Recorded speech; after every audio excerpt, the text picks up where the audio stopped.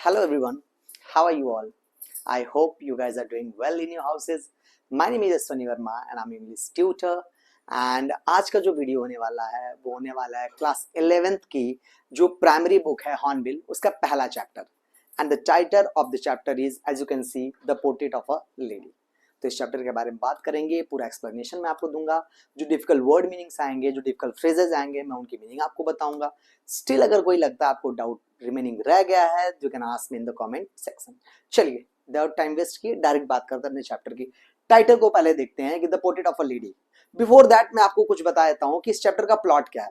Actually ये जो chapter है इसको लिखा है खुशवंत सिंह ने, पंजाब के रहने वाले एक शख्स खुशवंत सिंह.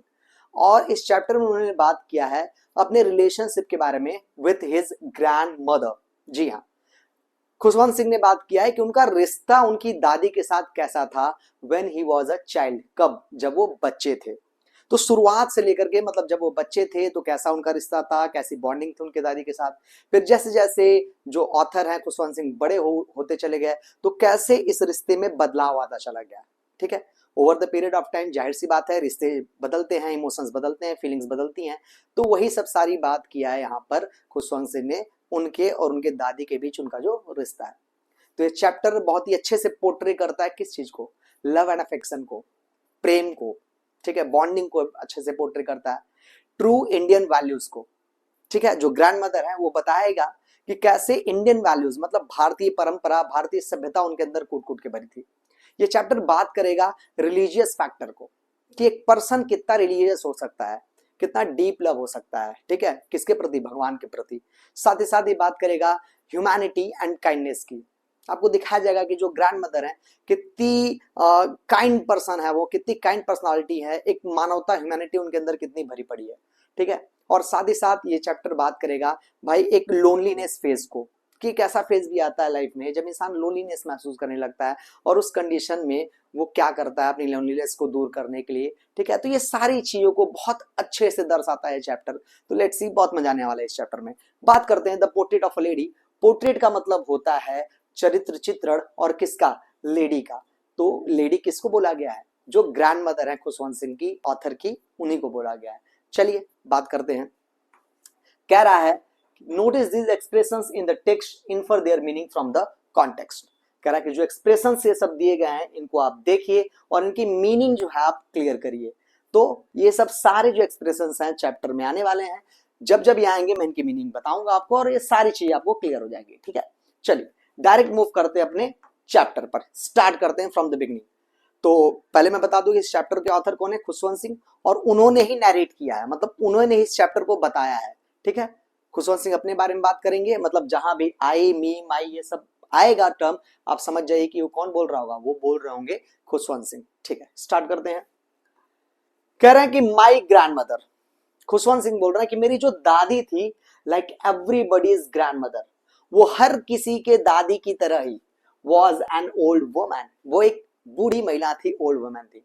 ऐसा ही होता है ना, जब इंसान दादी बन जाता है, जब उस रिश्ते में आ जाता है दादी वाली वे, तो इंसान बूढ़ा होने लगता है उस समय, तभी तो दादी बनता है ना. तो वही कह रहे हैं कि हर किसी के दादी की तरह मेरी दादी भी ओल्ड वुमन थी, कोई फर्क नहीं था उनमें. She had been old and wrinkled for the 20 years that I had known her. कह रहा she had old and wrinkled for the 20 years that I had known her. कह रहे हैं कि जिन 20 सालों से मैं अपनी दादी को जानता हूं. तो यहां पर राइटर क्या बताना चाहते हैं कि भाई इनकी उम्र की बात कर रहे हैं कि लगभग ये 20 साल के हैं तब जाकर के इस चीज को बता रहे हैं, नरेट कर रहे हैं. तो वही कह रहे हैं कि जिन 20 सालों से मैं अपनी दादी को जानता हूं, उन 20 सालों से लगातार मैं दादी को क्या देख रहा हूं? Old and wrinkled. लगातार उन 20 सालों में दादी को मैंने हमेशा बूढ़ा ही देखा है, हमेशा रिंकल्ड. रिंकल्ड मतलब होता है झुर्रियां. मतलब जब से अपने बचपन से जब से नरेटर देख रहे हैं अपनी दादी को, तब से वो बूढ़ी दिखाई दे रही हैं. उनके चेहरे पर, उनकी बॉडी पर झुर्रियां उनको दिखाई दे रही हैं उसी फेज से. People said that she had once been young and pretty and had even had a husband. कहते हैं नरेटर कि पीपल सैड दैट, लोग उन्हें बताते हैं क्या? She had once been young and pretty, कि एक टाइम था, वंस एक बार की बात थी, एक पुराना टाइम था जब दादी क्या हुआ करती थी? यंग एंड प्रिटी हुआ करती थी. यंग का मतलब नौजवान, प्रिटी का मतलब खूबसूरत. तो लोग नरेटर को बताते रहते हैं कि भाई कैसा भी टाइम था जब इनकी दादी बहुत यंग थी, बहुत खूबसूरत थी। एंड ऑब्वियस सी बात है, ऐसा होगा ना भाई। भाई इंसान पहले चाइल्डहुड फेज में रहता है, ठीक है, फिर एडोलेसेंस फेज में आता है, फिर आप एडल्ट होते हैं, तो एडल्ट एज ऐसा ही होता है ना, इंसान यंग होता है उस समय, ठीक है, खूबसूरत होता है उस समय। और तो दादी भी अपने उस टाइम में, पास्ट टाइम में ऐसी ही रही होंगी। तो वही कह रहे हैं कि एक बार उनको बताया कि मतलब हमेशा लोग उनको बताते रहते कि उनकी दादी बहुत यंग थी, बहुत प्रीटी थी अपने पास्ट में, and even had a husband. और साथ ही साथ लोग ये भी बताते हैं कि दादी के एक हस्बैंड भी थे। अरे ये तो बहुत ऑब्वियस सी चीज है कि हस्बैंड तो होंगे ना भाई, जब तक हस्बैंड नहीं होंगे तब तक पोते पोतियां कैसे होंगे। तो वही कह रहे हैं कि भाई लोग उन्हें बताते हैं कि दादी के हस्बैंड भी थे, वो यंग थी, प्रिटी थी अपने पास्ट में, but that was hard to believe. लेकिन नैरेटर कह रहे हैं कि इस बात पर बिलीव करना उनके लिए आसान नहीं था, बहुत हार्ड था ये बिलीव करना। क्यों? अभी उन्होंने बताया था कि जिन 20 सालों से वो दादी को देखते चले आ रहे हैं, बचपन से ही अपने दादी को जब देखते चले आ रहे हैं, तो वो कैसी दिखाई दे रही है, ये ओल्ड एंड रिंकल्ड दिखाई दे रही है। तो इंसान जो चीज देखा होता है उसी पर विश्वास करना चाहता है। तो नरेटर ने कभी अपनी दादी को यंग एंड प्रिटी फेज में देखा ही नहीं था, एंड दैट इज वाई कह रहे हैं कि मुझे विश्वास ही नहीं होता कि ऐसा भी रहा होगा कुछ। ठीक है, कह रहा है कि अब आगे बात करते हैं। The grandfathers portrait hung above the mental peace in the drawing room. Drawing room का मतलब आप गेस्ट रूम कह सकते हैं। मेंटल पीस जो होता है, मेंटल पीस कहते हैं कि वो प्लेस, वो जगह जहां पर आग वगैरह जलाई जाती है। ठीक है, आपने फिल्मों में देखा होगा और कहीं पर देखा होगा, टीवी में, सीरियल्स में, फोन में, कि भाई जो घर होता है, घर का एक पार्ट होता है जहां पर नीचे लकड़ी उकड़ी लगा करके आग जलाई जाती है ताकि रूम को गर्म किया जा सके, उसे मेंटल पीस कहते हैं। पोर्ट्रेट का मतलब होता है एक तस्वीर। तो कह रहे हैं my grandfathers portrait hung above the mental peace in the drawing room. तो जो दादी थी, और साथ साथ दादी थी तो दादा भी रहे होंगे, तो दादाजी की तस्वीर जो पोर्ट्रेट है वो कहां टंगी थी? Above the mental peace in the drawing room. Drawing room था, ड्राइंग रूम में मेंटल पीस था, उसके ऊपर दादा की तस्वीर एक टंगी हुई थी। He wore a big turban and loose fitting clothes. और जो तस्वीर थी, उस तस्वीर में दादाजी ने पहना क्या था? Big turban. टर्बन मतलब होता है पगड़ी, जो पंजाबी लोग पहनते हैं ना, उसे पगड़ी कहते हैं। तो दादाजी ने एक टर्बन पहन रखा था, एंड लूज फिटिंग क्लॉथेस, और लूज फिटिंग क्लॉथेस पहन रखा था। तो लूज फिटिंग क्लॉथेस को हम कैसे दर्शा सकते हैं भाई? पुराने टाइम में लोग क्या पहनते थे? Dhoti kurta, something like that. तो ऐसा ही कुछ पहना होगा उन्होंने, उसी को बोल रहा है कि लूज फिटिंग क्लॉथेस पहन रखे थे। His long white beard covered the best part of his chest। और कह रहा है दादाजी जो तस्वीर में दिखाई दे रहे थे, उनकी लॉन्ग एंड व्हाइट बियर्ड थी, लंबी लंबी सफेद दाढ़ी थी, covered the best part of his chest. और वो दाढ़ी उनके चेस्ट के पार्ट को कवर कर रही थी। मतलब सोचिए कितनी बड़ी बड़ी दाढ़ियां रखा है उन्होंने, तो उनके चेस्ट को कवर कर रही थी। And he looked at least 100 years old। और तस्वीर में देख करके, तस्वीर में जिस तरह से है दादाजी दिखाई दे रहे हैं, उनको देख के लग रहा था कि उस समय वो कितने साल के रहे होंगे। तस्वीर जिस टाइम खींची गई होगी, कम से कम 100 साल के रहे होंगे, 100 years old। ठीक है, इस तरह से बता रहा है narrator. He did not look the sort of person who would have a wife और अ चिल्ड्रन। देखिए बहुत ही अजीब सी बात यहाँ पर नरेटर ने की है। कह रहे हैं कि he did not look the sort of person who would have a wife और चिल्ड्रन। सॉर्ट ऑफ का मतलब टाइप ऑफ। कह रहे कि दादाजी उस टाइप के पर्सन नहीं दिखाई दे रहे थे, उस सॉर्ट ऑफ पर्सन नहीं दिखाई दे रहे थे जिनकी क्या हो, वाइफ एंड चिल्ड्रन हो। तो यहां पर कहना क्या चाहते हैं नरेटर? कह रहे हैं कि भाई देखिए, दादाजी को देखने से क्या लग रहा था कि वो बहुत बूढ़े हैं, और जब बहुत बूढ़ा हो जाता है इंसान, तो ये इंसान सोचने लगता है कि यार इनकी वाइफ थोड़ी होगी, इनके बच्चे थोड़े होंगे, मतलब उनके बूढ़ेपन को बता रहा है। ठीक है, तो कह रहा है कि वो ऐसे इंसान नहीं लग रहे थे जिनके वाइफ और चिल्ड्रन हो, बल्कि कैसे लग रहे थे? He looked as if he could only have lots and lots of grandchildren। वो ऐसे देख करके लग रहे थे जैसे कि उनके पास ढेर सारे क्या हो, ग्रैंड चिल्ड्रन हो, मतलब पोते पोतियां हो। तो नरेटर कह रहे कि उनको देख के नहीं लग रहा था कि वाइफ और चिल्ड्रन होंगे, उनको देख के लग रहा था कि ग्रैंड चिल्ड्रन होंगे। मतलब ये बताना चाहते कि कितने ज्यादा बूढ़े दिखाई दे रहे थे दादाजी। इस बात को कहने के पीछे का मोटिव क्या है? कह रहे उनके बीबी होंगे, उनके बच्चे होंगे, ऐसा नहीं लग रहा था। लग रहा था कि उनके बहुत सारे पोते पोतियां होंगे। ये दिखाना चाहते कि कितने ज्यादा बूढ़े लग रहे थे, और उतने बूढ़े लग रहे थे जिस उम्र में पोते पोतिया का होना लाजमी था, पति और बच्चे का होना लाजमी नहीं था। अजीब सी बात है, लेकिन ठीक है, ऐसे ही थोड़ा सा पोर्ट्रे किया नरेटर ने। As for my grandmother being young and pretty. और कह रहे हैं जहां तक मेरे ग्रैंड मदर के यंग एंड प्रिटी होने की बात है, the thought was almost revolting. Revolt का मतलब होता है विद्रोह करना। जिसको आप मान नहीं पाते, एक्सेप्ट नहीं कर पाते हैं।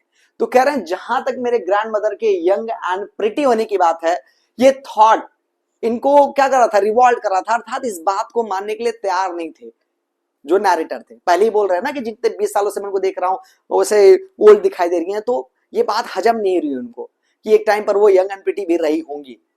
ये एकदम एक्सेप्ट ही नहीं कर पा रहे narrator. She often told us of the game she used to play as a child. तो ये जो दादी हैं, ऐसा होता है ना कि दादी अपने बचपन के किस्से सुनाती रहती हैं अपने पोतियों पोतियों को, और वैसा ही यहां पर भी हो रहा है। कह रहा है नैरेटर कि she often told us of the game she used to play as a child. कह रहे हैं कि हमेशा दादी इन लोगों को, अपने ग्रैंड चिल्ड्रन को क्या बताती, वो गेम्स के बारे में बताती थी जो वो खेला करती थी, यूज्ड टू प्ले, कब, जब वो बच्ची थी, एज अ चाइल्ड। तो बचपन में जो गेम्स दादी खेला करती थी उसके बारे में अपने ग्रैंड चिल्ड्रन को बताती थी। और कह रहा है कि that seemed quite absurd and undignified on her part. Absurd का मतलब होता है बहुत बुरा, अनडिग्निफाइड का मतलब होता है अमर्यादित, जिसमें रिस्पेक्ट ना हो, मर्यादा ना हो, जिसमें सम्मान ना हो, इज्जत ना हो। तो कह रहे हैं कि जब वो गेम्स के बारे में बताती थी दादी ना, जो गेम वो बचपन में खेला करती थी, तो गेम के नाम सुनकर और गेम खेलने के जो तौर तरीके हैं उसको सुनकर के ग्रैंड चिल्ड्रन को लगता था कि कितनी फालतू और कितनी बेकार की गेम्स खेलती थी दादी। क्योंकि आप देखे होंगे आपके घर में भी जो एल्डर्स होंगे, तो एक जनरेशनल गैप दिखाई देता है कि नहीं दिखाई देता है। आज के जो यूथ है और पहले के जो लोग हुआ करते थे, जो अपने बचपन में बहुत तमाम तरह के गेम खेला करते थे, आउटडोर एक्टिविटीज किया करते थे। आज का यूथ जो जेनजी है वो तो आप देख ही रहे हैं क्या कर रहा है, वो घरों में बैठ करके फोन को स्क्रॉल कर रहा है, उसको आउटडोर गेम्स से मतलब नहीं रह गया। बट पहले के टाइम में बहुत आउटडोर गेम्स हुआ करते थे और बहुत अजीब अजीब तरह के हुआ करते थे, जो आज की जो जेनजी है सुनेगी तो उसे अजीब लगेगा कि अरे ऐसे भी गेम हुआ करते थे क्या। बिल्कुल वैसा ही यहाँ पर बता रहे हैं नैरेटर। कह रहे हैं कि जब वो उन गेम्स के बारे में बताती थी जो दादी बचपन में खेलती थी, तो इनको लगता था कि कितनी फालतू फालतू और बेकार बेकार गेम खेलती थी दादी। And we treated it like the fables of the prophets, she used to tell us. लेकिन गेम जो है वो खराब लगते थे, लेकिन दादी की बातें खराब नहीं लगती थी। क्या कह रहे हैं नैरेटर, कह रहे हैं we treated it like the fables of the prophets. Fables का मतलब होता है कथाएं, और प्रॉफिट का मतलब पैगंबर, मतलब जो भगवान तरीके के लोग। तो एक होता है ना जैसे भगवान आ गया सामने आकर के आपको कुछ बताएं, वैसा ही फीलिंग आता था कि इनको, ग्रैंड चिल्ड्रन को, जो दादी उन लोगों को बताती थी। मतलब दादी की बातें सुन के बड़ा मजा आता था। दादी की बातें ऐसे लगती थी कि कोई संत महात्मा आकर के बता रहे हैं, इतना ध्यान से बच्चे सुनते थे। तो गेम्स के बारे में सुनकर के भले उनके बुरा लगता था कि कितनी फालतू गेम्स खेलती थी, लेकिन दादी की बातें बहुत इंटरेस्टिंग लगती थी ग्रैंड चिल्ड्रन को, और वो बैठ करके आराम से दादी की बातों को सुना करते थे। She had always been short and fat and slightly bent. अब दादी के बारे में क्या कर रहे हैं narrator, she had always been short and fat. Short का मतलब लेस हाइट वाले, कम हाइट वाले, फैट का मतलब मोटी। तो कह रहे हैं कि दादी का जो फिजिकल एग्जिस्टेंस था, फिजिकल अपीयरेंस था, वो कैसा था, दादी छोटे हाइट की थी, फैट मोटी थी, एंड स्लाइटली बेंट, और थोड़ी सी झुक गई थी। होता ना इंसान ओल्ड एज में, ठीक है, बॉडी का जो आप देख रहे होंगे कर्व्स होते हैं, थोड़े से ऐसे झुक जाते हैं आगे की तरफ, कमर के पार्ट से। तो ऐसा ही बता रहा है कि दादी छोटी थी, मोटी थी, और थोड़ी सी झुक करके चलती थी। Her face was a criss cross of wrinkles running from everywhere to everywhere. Wrinkles का मतलब झुर्रियां, क्रिस क्रॉस का मतलब ऐसे ऐसे क्रॉस सेक्शन में, ऐसा होता है ना, यहां से लेकर के यहां तक, यहां से लेकर के यहां तक। तो कह रहा है कि उनका जो फेस था वो क्रिस क्रॉस ऑफ रिंकल्स था। मतलब ये मान लीजिए अगर दादी का चेहरा है तो झुर्रियां यहां से लेकर के यहां तक, यहां से लेकर के यहां तक, हर जगह झुर्रियां हैं, वही बताना चाहते हैं। तो ये कह रहे हैं कि her face was the cross of her face was a criss cross of wrinkles running from everywhere to everywhere. मतलब उनके चेहरे पर जहां भी नजर डालें, एवरीवेयर टू एवरीवेयर, जहां नजर जा रहा है उनके चेहरे पर क्या दिखाई दे रहा है, क्रिस क्रॉस ऑफ रिंकल्स, मतलब झुर्रियां ही झुर्रियां दिखाई दे रही हैं। अब कह रहे हैं no, we were certain she had always been as we had known her. तो नैरेटर फिर से यहां पर देखिए अपनी उस बात को कितना ज्यादा बार बार हाईलाइट कर रहे हैं कि ना ना भाई, वो सुंदर थी ये तो मैं मान ही नहीं सकता हूं, वो ब्यूटीफुल थी मैं ये मान ही नहीं सकता हूँ, ये यंग थी मैं वो मान ही नहीं सकता हूँ, क्योंकि सामने से ऐसा देखा नहीं है ना, तो उस चीज को वो मेमोराइज कर ही नहीं पा रहे नैरेटर। और फिर से उसी बात को कह रहे हैं, कह रहे हैं कि ना ना ना ना, we were certain she had always been as we had known her. कह रहे हैं कि हम इस बात को लेकर के बिल्कुल निश्चित थे। सर्टेन का मतलब होता है निश्चित। कह रहे हैं हम इस बात को लेकर के पूरे निश्चित है कि she had always been as we had known her, कि जैसा हम उन्हें जानते हैं, जैसा हमने उन्हें देखा है, शी हैड ऑलवेज बीन, हमेशा से वो ऐसी ही रही हैं। मतलब इनका मानना है कि जैसे हम उनको बूढ़े और ये बेंट हुआ हुआ देख रहे हैं, तो हमेशा से ऐसी ही रही होंगी। मतलब उनको लग ही नहीं रहा है कि वो एक टाइम पर ऐसा भी फेज रहा होगा उनकी लाइफ में कि यंग एंड प्रिटी रही होंगी। बार बार इस बात को दोहरा रहा है नैरेटर। चलिए, और कैसी रही होंगी, कैसा मानते हैं ये, कैसा मानते हैं भाई? ये मानते हैं कि old, so terribly old that she could not have grown older. और कह रहे हैं कि मेरे अनुसार वो कैसी रही होंगी, हमेशा बहुत बूढ़ी रहेंगी। सो टेरिबली ओल्ड का मतलब बहुत ही ज्यादा बूढ़ी। That she could not have grown older, इतनी बूढ़ी कि अब इससे ज्यादा बूढ़ी वो हो ही नहीं सकती थी।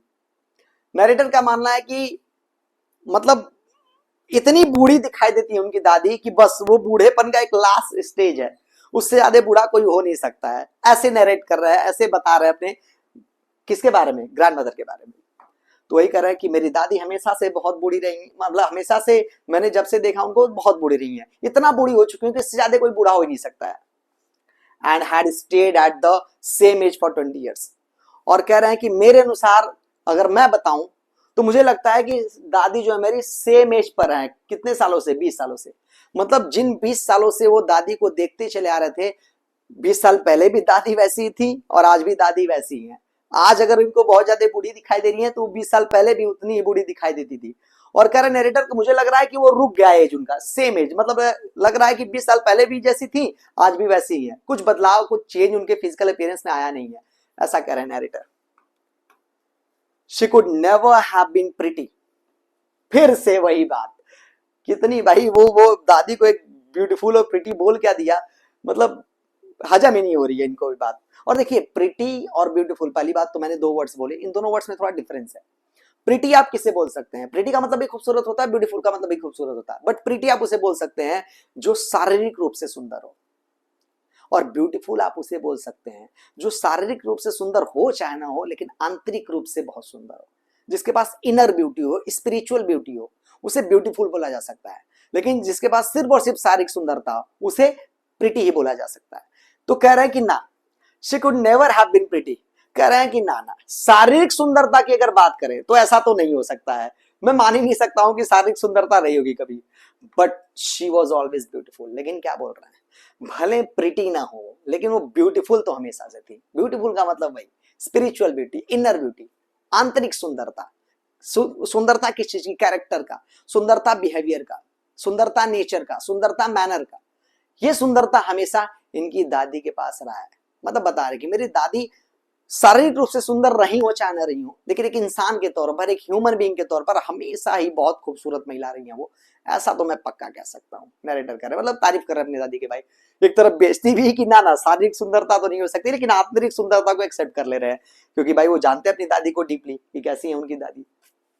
अब देखिए क्या होता है, कह रहे हैं कि she hobbled about the house in spotless white with one hand resting on her waist to balance her stoop। ठीक है, क्या होता है, she hobbled about the house. हॉबल्ड का मतलब होता है ऐसे फंबल करके चलना, लंगड़ा करके चलना, होता है ना, लोग प्रॉपर नहीं चल पाते हैं जब वो ओल्ड एज में हो जाते हैं। तो कह रहा है कि she hobbled about the house, वो हमेशा घर में लंगड़ा करके चला करती थी। इन स्पॉटलेस व्हाइट, और क्या पहने रहती थी? व्हाइट कलर की ड्रेसिंग। तो आप इंडियन कल्चर में देखेंगे, पुरानी मान्यताओं, पुरानी परंपराओं के अनुसार, कि जिन महिलाओं के हस्बैंड की डेथ हो जाती थी, जो विडो हो जाती थी, वो क्या पहना करती थी? व्हाइट साड़ी कैरी करती थी। वैसा ही, और मैंने अभी बताया कि दादी क्या है, बहुत ही अपने इंडियन वैल्यूज को, ठीक है, इंडियन ट्रेडिशन को बहुत मानती हैं वो। एक कह सकते हो कि धार्मिक महिला है वो, रिलीजियस पर्सन है। तो ये सब चीजें उनके लिए बहुत जरूरी है, उन ट्रेडिशन को फॉलो करना। तो क्या पहनती थी? स्पॉटलेस व्हाइट, मतलब सफेद साड़ी पहनती थी, और हॉबल्ड करके घर में चला करती थी। और कैसे चला करती थी? With one hand resting on a rest. तो चला करती थी, एक हाथ उनका कहाँ रहता था? हमेशा अपने कमर पर रहता था।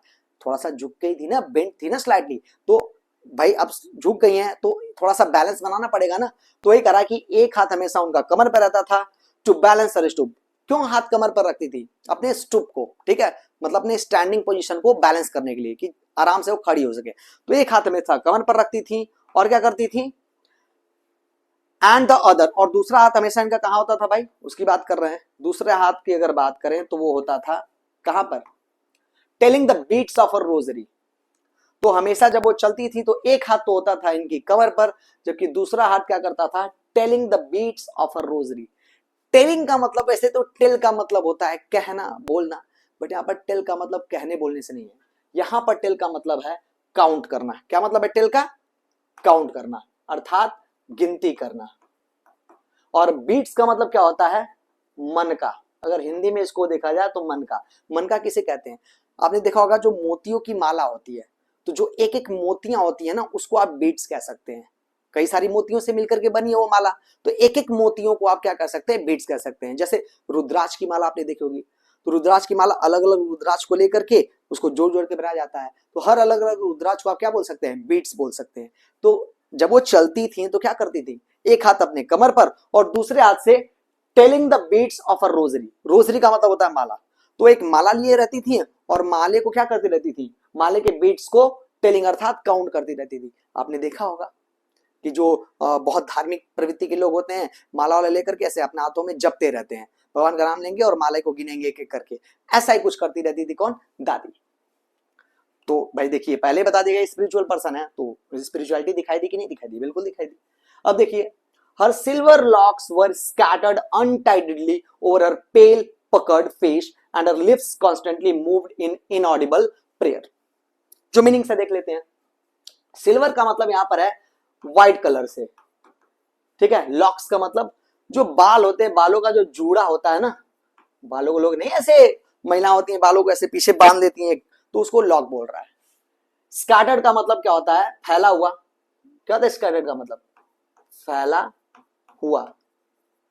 और अनटाइडली का मतलब होता है गंदा, कह सकते हो। टाइडी का मतलब होता है साफ सुथरा, और अनटाइडी का मतलब गंदा। तो अब देखिए क्या होता है। पेल का मतलब होता है पीला पड़ जाना, जब चेहरा पीला पड़ जाता है ना उसको। और पकड़ का मतलब होता है सिकुड़ा हुआ। क्या होता है? सिकुड़ा हुआ। तो देखिए यहां पर क्या बोल रहा है, कह रहा है हर सिल्वर लॉक्स, तो उनके जो ये व्हाइट कलर के, सिल्वर कलर के जो बाल थे, बता रहा है ओल्ड एज में बाल क्या होते हैं? व्हाइट कलर के हो जाते हैं ना, तो उन्हीं व्हाइट कलर को किस तरह से रिप्रेजेंट कर रहा है? सिल्वर लॉक्स बोल करके। कह रहा है उनके बाल सफेद हो चुके थे। व्हाट स्कैटर्ड अनटाइडली, और स्कैटर्ड का मतलब बिखरा हुआ होना, फैला हुआ होना। अनटाइडली का मतलब गंदे रूप से। और कहां फैले रहते थे? ओवर अ पेल पकड़ फेस। तो दादी का जो पीला पड़ चुका, सिकुड़ा हुआ जो चेहरा था, झुर्रियां पड़ी है ना, किसी को सिकुड़ा हुआ बोल रहा है, तो दादी का जो सिकुड़ा हुआ चेहरा था, उस सिकड़े हुए चेहरे पर उनके सफेद बाल हमेशा गंदे रूप से बिखरे हुए रहते थे। मतलब अपने ग्रूमिंग का बहुत ध्यान नहीं देती थी दादी, ठीक है। साफ सफाई बहुत ज्यादा मैटर नहीं करता उनको। और एक ओल्ड एज में लोग पहुंच जाते हैं, एक मैच्योर एज में पहुंच जाते हैं, तो ये सब चीजें बहुत लेस मैटर करने लगती है लोगों को।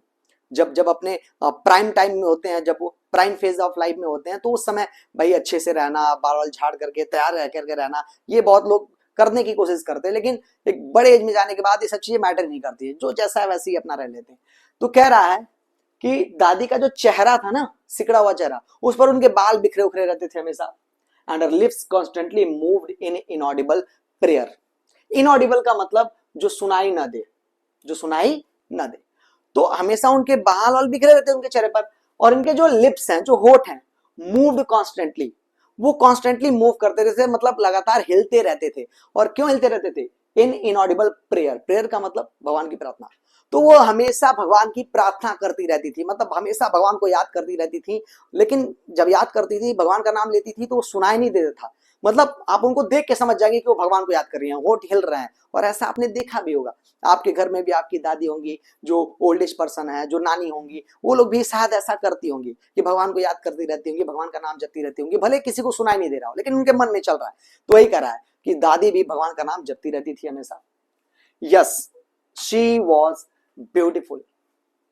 कह रहा नरेटर, सुंदर तो थी मेरी दादी, आंतरिक सुंदरता तो है भाई, कोई डाउट ही नहीं। She was like the winter landscape in the mountains. और देखो कितनी खूबसूरती से दादी को यहाँ पर रिप्रेजेंट कर रहे हैं, दादी की कितनी अच्छे से दादी की तारीफ कर रहे हैं, ठीक है, उनको कॉम्प्लीमेंट कर रहे हैं नरेटर, ठीक है, उनकी खूबियों के बारे में मदर को डायरेक्टली कंपेयर कर रहे हैं। किस चीज से? विंटर के टाइम पर जो माउंटेन का लैंडस्केप होता है उससे, मतलब जो नजारा दिखाई देता है पहाड़ों में विंटर के टाइम, और उससे कंपेयर कर रहे हैं, ठीक है। मतलब कहने का मतलब जब आप पहाड़ों में जाते हैं विंटर के टाइम में, तो आपको कितना अच्छा लगता है, हर तरफ जैसे लगता है कि कोहरे टाइप का हो रखा है, और वो आंखों को कितना सुकून देता है। तो जितना अच्छा लग सकता है आपको माउंटेन में विंटर के टाइम में, उतना ही अच्छा लगता था नरेटर को किसके साथ, अपनी ग्रैंड मदर के साथ। तो अपनी ग्रैंड मदर को कह रहा है कि जितना सुकून आपको मिल सकता है वहां पर माउंटेन को देख करके, उतना ही सुकून मिलता था इनको किनके साथ, अपनी ग्रैंड मदर को देख करके। और देखिए जो विंटर का लैंडस्केप होता है ना माउंटेन में, उसको कैसे एक्सप्लेन कर रहे हैं यहाँ पर नेटर, कह रहे हैं कि an expense of pure white serenity. कह रहे हैं कि जो लैंडस्केप होता है विंटर में माउंटेन का, वो एक एक्सपेंस होता है। एक्सपेंस का मतलब एक फैलाव होता है किस चीज का, व्हाइट सेरेनिटी का। मतलब व्हाइट मतलब सफेद, सेरेनिटी का मतलब शांति।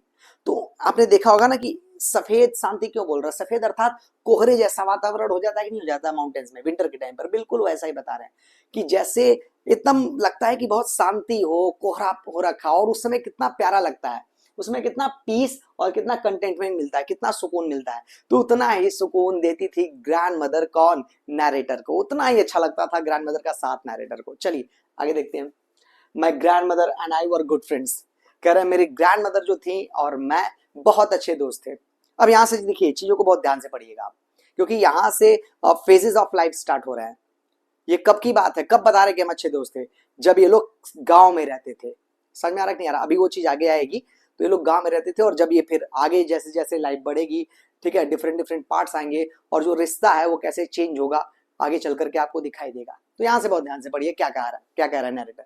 कह रहा है कि मेरी ग्रैंड मदर और मैं बहुत अच्छे दोस्त थे। My parents left me with her when they went to live in the city. और कह रहे हैं कि मेरे पेरेंट्स ने मुझे मेरी ग्रैंड मदर के पास छोड़ दिया था रहने के लिए, कब, when they went to live in the city, जब इनको सिटी में जाकर के रहना पड़ रहा था।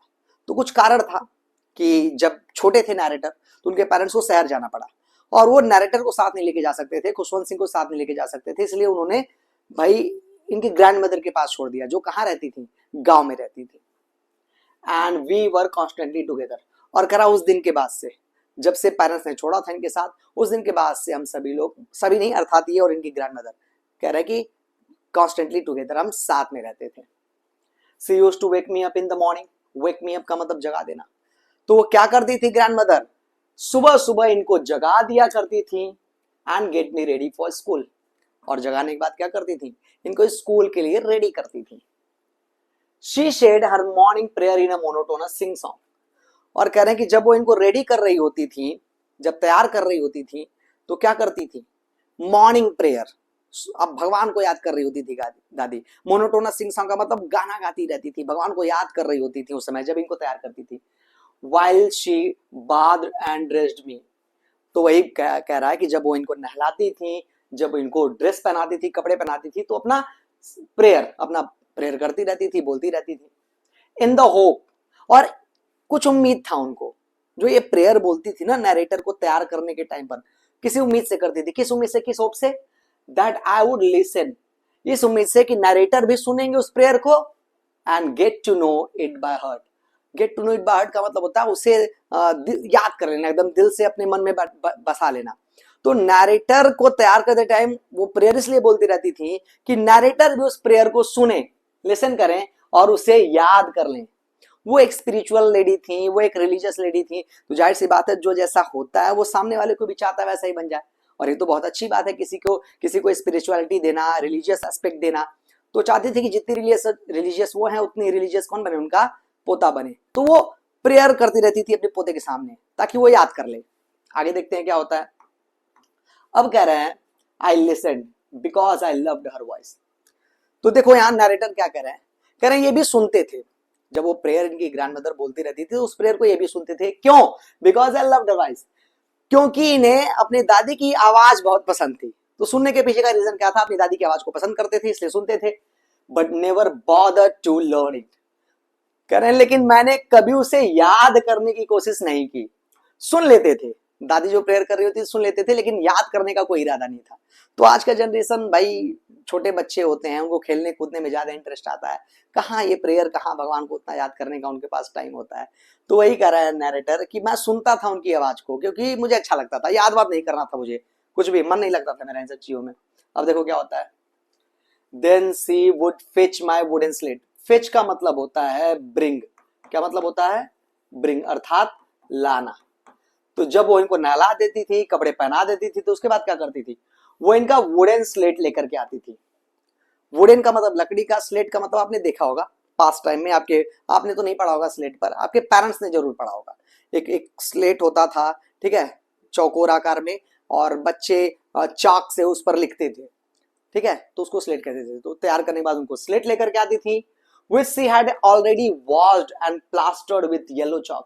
तो जो स्लेट लेकर के आती थी ना, वो पहले ही धुल करके रखी होती थी ऑलरेडी। ऑलरेडी का मतलब होता है पहले ही उसे धुल दिया करती थी, and plastered with yellow chalk. और स्लेट का जो बैकग्राउंड है, स्लेट के बैकग्राउंड को येलो चॉक से प्लास्टर कर देती थी। मतलब जाहिर सी बात है कि स्लेट का बैकग्राउंड हो सकता है रफ रहा हो, थोड़ा सा अनक्लियर रहा हो, तो प्रॉपर जो भी लिखे उसको अच्छे से दिखाई दे, इसलिए पहले से ही येलो कलर के चॉक से उसे प्लास्टर कर लेती थी, ठीक है। चलिए, और टाइनी इंक पॉट, तो भाई सिर्फ स्लेट ही नहीं लाती थी, स्लेट के साथ भी कुछ लाती थी, क्या? और tiny earthen ink pot. Tiny का मतलब होता है छोटा सा, अर्दन का मतलब मिट्टी का बना हुआ, तो एक छोटा सा मिट्टी का बना हुआ और इंक पॉट भी लेकर के आती थी, एंड अ रेड पेन, और साथ साथ एक रेड पेन भी लेकर आती थी। स्लेट, इंक पॉट और पेन लेकर के आती थी तैयार करने के बाद। Tie them all in a bundle, सारी चीजों को, टाई का मतलब होता है बांध देना, तो सारी चीजों को एक बंडल बना के देती थी बांध के, and hand it to me, और क्या करती थी? नरेटर को दे देती थी। हैंड ओवर का मतलब होता है सौंप देना, दे देना। तो सारी चीजों को बंडल बना करके नरेटर को दे देती थी।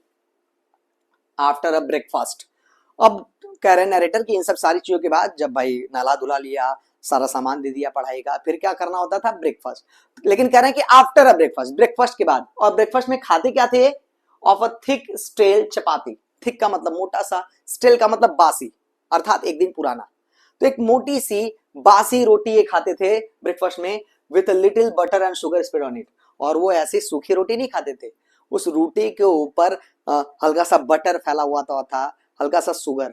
बटर अर्थात यहाँ पर कह सकते हैं घी से मतलब है कि भाई रोटी पर घी लगा देती थी, उस पर चीनी रख देती थी, लगा देती थी, और वो दे देती थी खाने को।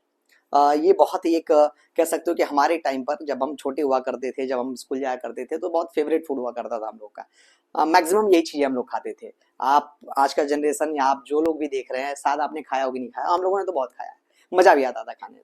तो वही कह रहा है कि ब्रेकफास्ट में क्या खिलाती थी दादी इनको? स्टेल चपाती, जिस पर घी और चीनी लगा होता था। तो वो सब खाने के बाद क्या करते थे लोग? We went to school. कह रहे हैं कि हम स्कूल जाते थे, और कह रहे हैं कि हम, नरेटर अकेले नहीं जाते थे, दादी भी उनके साथ जाती थी। क्या रीजन है भाई? देखते हैं। अब कह रहा है कि she carried several steel chapatis with her, और कह रहा है जब ये स्कूल के लिए निकलते थे तो खाली हाथ नहीं निकलते थे, दादी अपने साथ कई सारी, सेवरल का मतलब होता है ढेर सारे, स्टील का मतलब वही बासी एंड चपातीज, दादी अपने साथ कई सारी चपातीज और ले देती थी स्कूल जाने के time, for the village dogs. और ये चपाती किन के लिए होती थी? ये गांव में जो डॉग्स होते थे, गांव में जो कुत्ते होते थे, उनके लिए चपाती होता था। भाई उनको उम्मीद रहती है ना कि भाई बेचारे वो तो बेजुबान है, कुछ कर नहीं सकते, किसी से मांग नहीं सकते, तो उनको उम्मीद रहती है कोई आगे खिला पाए, दे पाए। और दादी की काइंडनेस देखिए यहाँ पर, भाई जानवरों के प्रति भी कितना स्नेह, कितना अफेक्शन रखती हैं वो, ठीक है। तो जानवरों का भी ख्याल रखती थी वो, और उनके लिए भी रोटी लेकर के चलती थी साथ में जब वो स्कूल के लिए निकलती थी। तो my grandmother always went to school with me. अब नरेटर कर रहा है कि मेरी दादी जो थी ना, वो हमेशा ही मेरे साथ स्कूल जाती थी। अब क्यों जाती थी भाई? क्या दादी को स्कूल में जाके पढ़ना था क्या? बिल्कुल भी नहीं, कुछ कारण है जाने का, देखते हैं। तो कह रहा है कि my grandmother always went to school with me because the school was attached to the temple. इनकी दादी इनके साथ स्कूल इसलिए जाती थी क्योंकि स्कूल किस चीज से अटैच था, किस चीज से जुड़ा हुआ था? एक टेम्पल, एक मंदिर से। मतलब एक टेम्पल था जो मंदिर के, सॉरी, एक टेम्पल था, मंदिर था जो स्कूल के बिल्कुल पास सटा हुआ था, इसलिए जाती थी। The priest taught us the alphabet and the morning prayer. Priest का मतलब पुजारी, साधु। तो सबसे पहले जैसे ये लोग पहुंचते थे, प्रीस्ट जो होते थे क्या करते थे? Taught us the alphabet. Alphabet का मतलब ये क ख ग घ ए बी सी डी। तो जो एबीसीडी होता है उसको इंग्लिश अल्फाबेट कहते हैं, क ख ग घ होता है उसे हिंदी अल्फाबेट।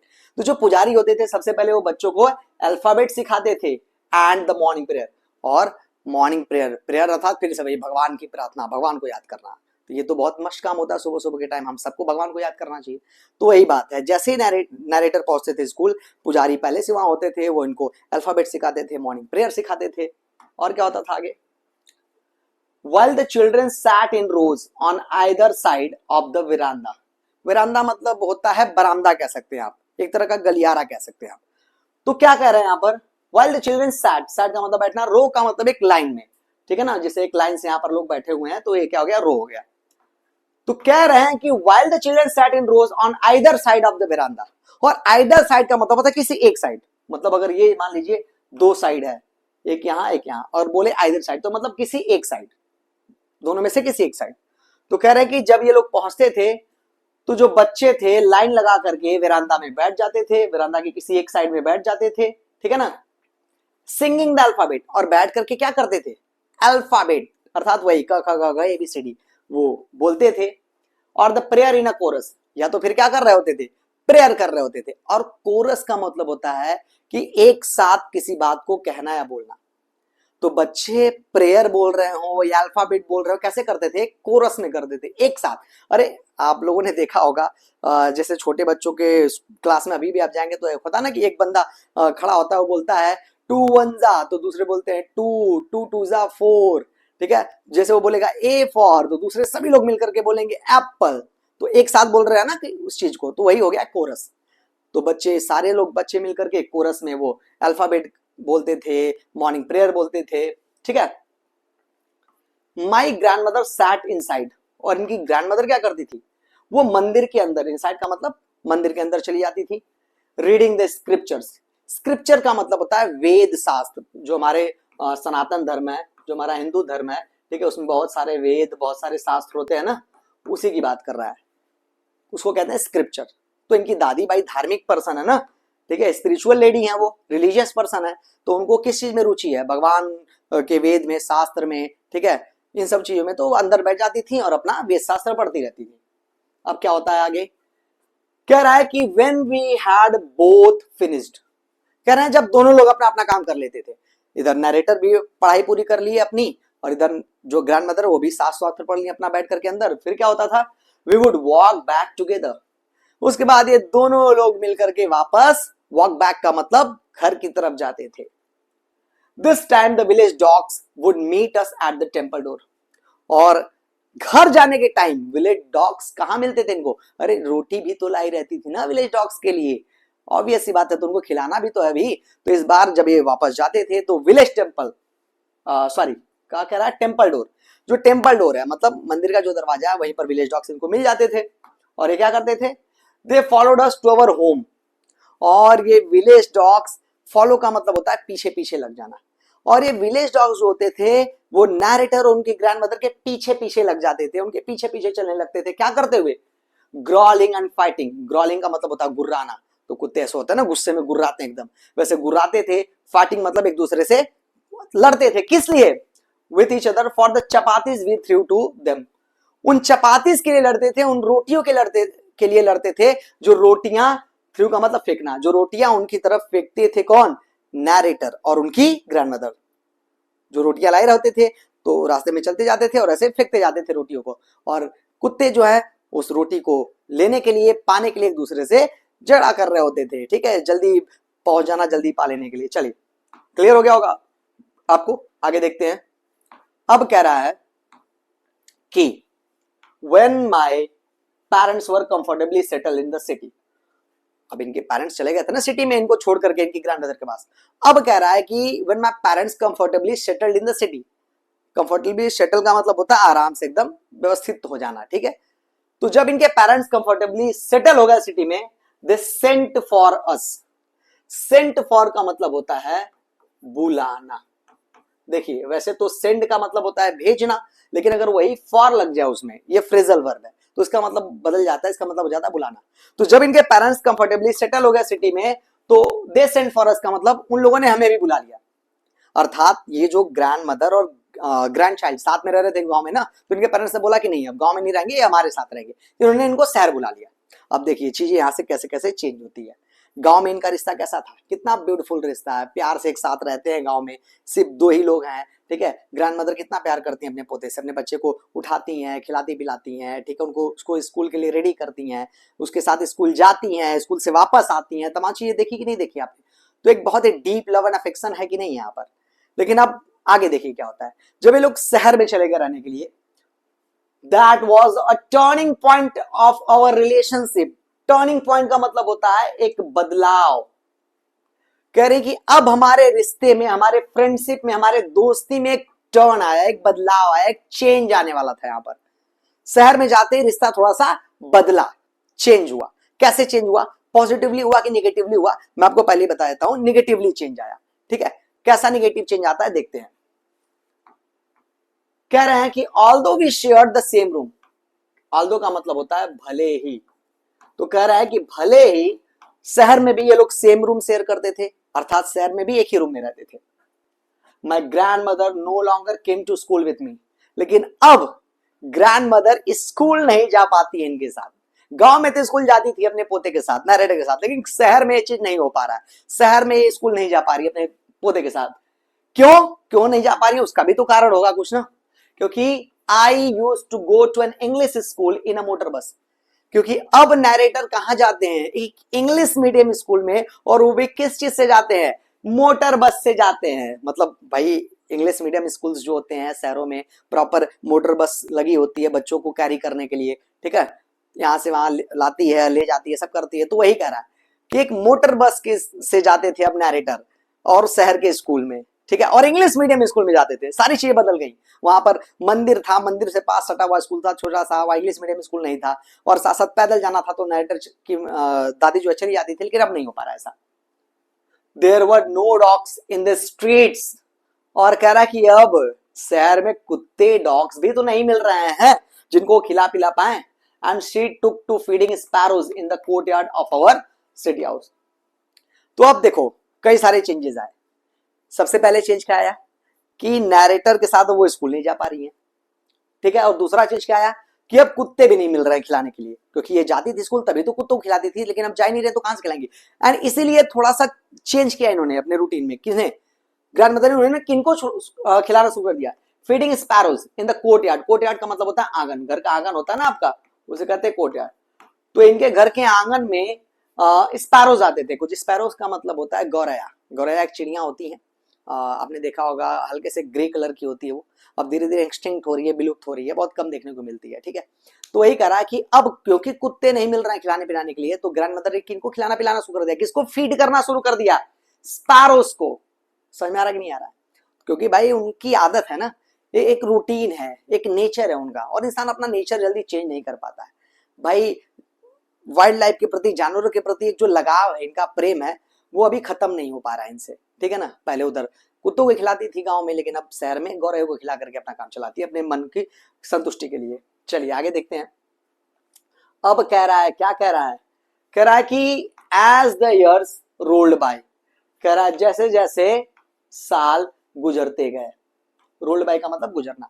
अब करेंगे साल गुजरते गए, we saw less of each other, और अब इन दोनों लोग की मुलाकात जो है ना एक दूसरे से लेस का मतलब कम होने लगी। पहले जितना टाइम एक दूसरे के साथ स्पेंड करते थे, अब उतना टाइम एक दूसरे के साथ वो स्पेंड नहीं कर पा रहे हैं। ठीक है भाई, जैसे जैसे समय गुजर रहा है, जैसे जैसे बदलाव आ रहा है, चेंज आ रहा है रिश्ते में। पहले की तरफ टाइम नहीं शेयर कर पा रहे एक दूसरे से। For some time she continue to wake me up and get me ready for school. कह रहे हैं कि जब हम शहर आए तो फॉर सम टाइम, कुछ समय के लिए तो उन्होंने वैसे ही किया गांव की तरह। क्या? Continue to wake me up get me ready for school. कह रहे कि कुछ समय तक तो मुझे जगाती भी रही और साथ साथ स्कूल के लिए तैयार भी करती रही। When I came back she would ask me what the teacher had taught me. और जब ये स्कूल से वापस आते थे, when I came back, narrator बता रहे कि जब मैं स्कूल से वापस आता था ना, शी वुड आस्क मी, तो वो पूछती थी दादी नरेटर से, क्या? What the teacher had taught me. वो पूछती थी कि अरे भाई आज तुम्हारे टीचर ने क्या पढ़ाया तुमको? तो देखो क्या जवाब देते थे narrator. I would tell her English words and little things of western science. तो जब पूछती थी कि क्या पढ़ाया टीचर ने, तो ये क्या जवाब देते थे? इंग्लिश वर्ड्स बताते थे कि ये पढ़ाया गया। जो चीजें इंग्लिश मीडियम स्कूल में तो इंग्लिश वर्ड्स ही पढ़ाए जाएंगे ना, तो बताते थे English words and little things of western science. और साइंस की चीजें बताते थे कि साइंस पढ़ाया गया, और वो ये सब पढ़ाया गया। क्या? इंग्लिश के वर्ड्स पढ़ाया गया। और साइंस की चीजों में क्या क्या पढ़ाया जाता था, क्या क्या बताया नरेटर ने, क्या क्या पढ़ाया गया? लॉ ऑफ ग्रेविटी पढ़ाया गया, आर्किमिडीज प्रिंसिपल पढ़ाया गया, द वर्ल्ड बीइंग राउंड, और ये बताया गया स्कूल में कि दुनिया क्या है? गोल है। तो जब दादी पूछती थी कि बेटा आज क्या पढ़ के आए हो स्कूल में, तो ये जवाब देते थे, इंग्लिश के वर्ड्स बताते थे कि ये पढ़ा मैंने, साइंस की चीजें बताते थे कि ये मैंने लॉ ऑफ ग्रेविटी पढ़ा है। ठीक है, उसके बाद मैंने आर्किमिडीज प्रिंसिपल पढ़ा है, मैंने ये पढ़ा कि दुनिया गोल है, दिस मेड हर अनहैप्पी। अब ये बात सुनकर के दादी जो है ना बहुत नाखुश हो गई। ये साइंस पढ़ाया जाना, ये इंग्लिश वर्ड्स पढ़ाया जाना, ये इनको कुछ पसंद नहीं आया खास। क्या होता है, क्यों ये नाखुश हो गई, देखते हैं भाई, बात करते हैं उसके बारे में। कह रही है she could not help me with my lessons. और नाखुश होने के पीछे का रीजन क्या था, क्योंकि ये जानती ही नहीं थी दादी कि ये सब क्या होता है। And that is why she could not help me with my lessons. उनके नाखुश होने के पीछे का रीजन था कि अब वह अपने पोते के लेसन्स में उनको हेल्प नहीं कर सकती थी। भाई पहले जब वो अल्फाबेट्स वगैरह पढ़ते थे तो होमवर्क वगैरह कराना होता होगा तो दादी करा देती थी, उनको आता था ये सब, बट ये सब आएगा तब तो वो करा पाएंगी। और इसलिए ये सुन करके बहुत बुरा लगा उनको। कह रही है she did not believe in the things they taught at the English school and was distressed that there was no teaching about God and the scriptures। कह रही है कि she did not believe in the things they taught at the English school। Narrator कह रहे हैं कि English school में जो चीजें पढ़ाई जाती थी ना, उन चीजों पर ग्रैंड मदर को बिल्कुल भी बिलीव नहीं था, पसंद नहीं था ग्रैंड मदर को इंग्लिश स्कूल में पढ़ाई जाने वाली चीजें। ठीक है, और उनका क्या मानना था, देखिए, एक तो वो चीजें नहीं पसंद थी जो इंग्लिश स्कूल में पढ़ाया जाता है, और किस चीज को लेकर के नाखुश थी वो, and was distressed that there was no teaching about God and the scriptures। और सबसे ज्यादा दुख, डिस्ट्रेस का मतलब होता है डिस्टर्बेंस, तकलीफ, और सबसे ज्यादा तकलीफ तो उनको इस बात का था कि जो इंग्लिश मीडियम स्कूल है ना, उस इंग्लिश मीडियम में गॉड एंड स्क्रिप्चर्स के बारे में तो कुछ पढ़ाया नहीं जा रहा है। भाई उनका विश्वास किसमें था, भगवान के प्रति था, स्क्रिप्चर्स वेद शास्त्रों के प्रति था, लेकिन अब इंग्लिश मीडियम स्कूल में पढ़ाया कहाँ जा रहा है। और ये उनको बहुत डिस्टर्बिंग लगा कि ना यार ये गलत हो रहा है, पढ़ाया जाना चाहिए था। One day I announced that we were given music lessons। और नरेटर कह रहे हैं कि एक दिन मैंने क्या किया, अनाउंस का मतलब बताना। ठीक है, तो एक दिन नरेटर आते हैं घर पे और अपने दादी को क्या बताते हैं, that we were being given music lessons। Narrator ने उनको बताया कि हमको म्यूजिक पढ़ाया जा रहा है। ठीक है, म्यूजिक लेसन दिया जा रहा है इंग्लिश मीडियम स्कूल में, जो नरेटर का न्यू स्कूल था। नरेटर ने आए घर और बोले कि यार म्यूजिक पढ़ाया गया आज। अब देखिए क्या होता है भाई, यहां पर देखिएगा आप, इस चीज को देखिएगा, जो म्यूजिक की बात है ना, तो ये चीज दादी को कितनी बुरी लगी, इसको थोड़ा नोटिस कीजिएगा। She was very disturbed. और कह रहा जैसे ही म्यूजिक का नाम सुना दादी ने ना, शी वॉज वेरी डिस्टर्ब, तो उनको बहुत ज्यादा बुरा लगा, वो बहुत ज्यादा डिस्टर्ब हो गए। म्यूजिक का नाम सुनते ही मतलब अच्छा नहीं लगा उनको। To her music had lewd association. Lewd का मतलब होता है बहुत गंदा, बहुत बेकार। तो उनका क्या मानना था, टू हर, उनका मानना ये था कि म्यूजिक हैड ल्यूड एसोसिएशन। उनका एसोसिएशन का मतलब होता है साथ, और ल्यूड का मतलब गंदा। तो उनका मानना था कि म्यूजिक किन लोगों के लिए बना है, म्यूजिक का साथ किसे पसंद होता है, गंदे लोगों को। म्यूजिक में बिल्कुल बिलीव नहीं करती थी दादी जो थी। और आपने देखा होगा जो पुराने लोग हैं, कहाँ उनको ये कहते हैं कि अरे नाचना गाना सब छोड़ो, तमाम चीजें ऐसे कहते हैं ना वो। तो वही कह रहा है कि दादी जी जो थी ना, उनको भी म्यूजिक पसंद नहीं था। It was the monopoly of harlots and beggars and not mean for gentle folk. Gentle folk का मतलब होता है अच्छे लोग, ठीक है, अच्छे लोग जो होते हैं। और हार्लट का मतलब होता है वेश्याएं। ठीक है, वेश्याएं जो जैसे होता है ना, आपने देखा होगा वो औरतें जो डांस वगैरह का सहारा लेती हैं पैसे कमाने के लिए, उनको कहते हैं हार्लट्स। तो एक तो म्यूजिक उनको पसंद नहीं था, उनका मानना था कि म्यूजिक बेकार लोग सीखते हैं, बेकार लोग गाते हैं। ठीक है, वो लोग बेकार होते हैं जो म्यूजिक सीखते हैं या म्यूजिक गाते हैं। और उनका मानना था कि it was the monopoly. Monopoly का मतलब होता है एकाधिकार, मतलब किसी चीज पर जब किसी एक ही पर्सन का अधिकार हो तो उसे कहते हैं मोनोपोली। तो उनका मानना था कि म्यूजिक पर सिर्फ एक पर्सन का ही अधिकार है, किसी एक ही कम्युनिटी का अधिकार है। किस कम्युनिटी का, या तो हार्लट्स का या तो बेगर्स का। उनका मानना था कि या तो वेश्याएं म्यूजिक पसंद करती हैं या तो बेगर्स म्यूजिक पसंद करते हैं, and not mean for gentle folk. अच्छे लोग म्यूजिक को पसंद नहीं कर सकते हैं, दादी का ऐसा मानना था। एंड दैट इज वो खुद को भी अच्छा मानती थी, खुद को रिलीजियस मानती थी, इसलिए उनको पता था कि दादी को भी भाई म्यूजिक पसंद नहीं है। चलिए आगे बात करते हैं।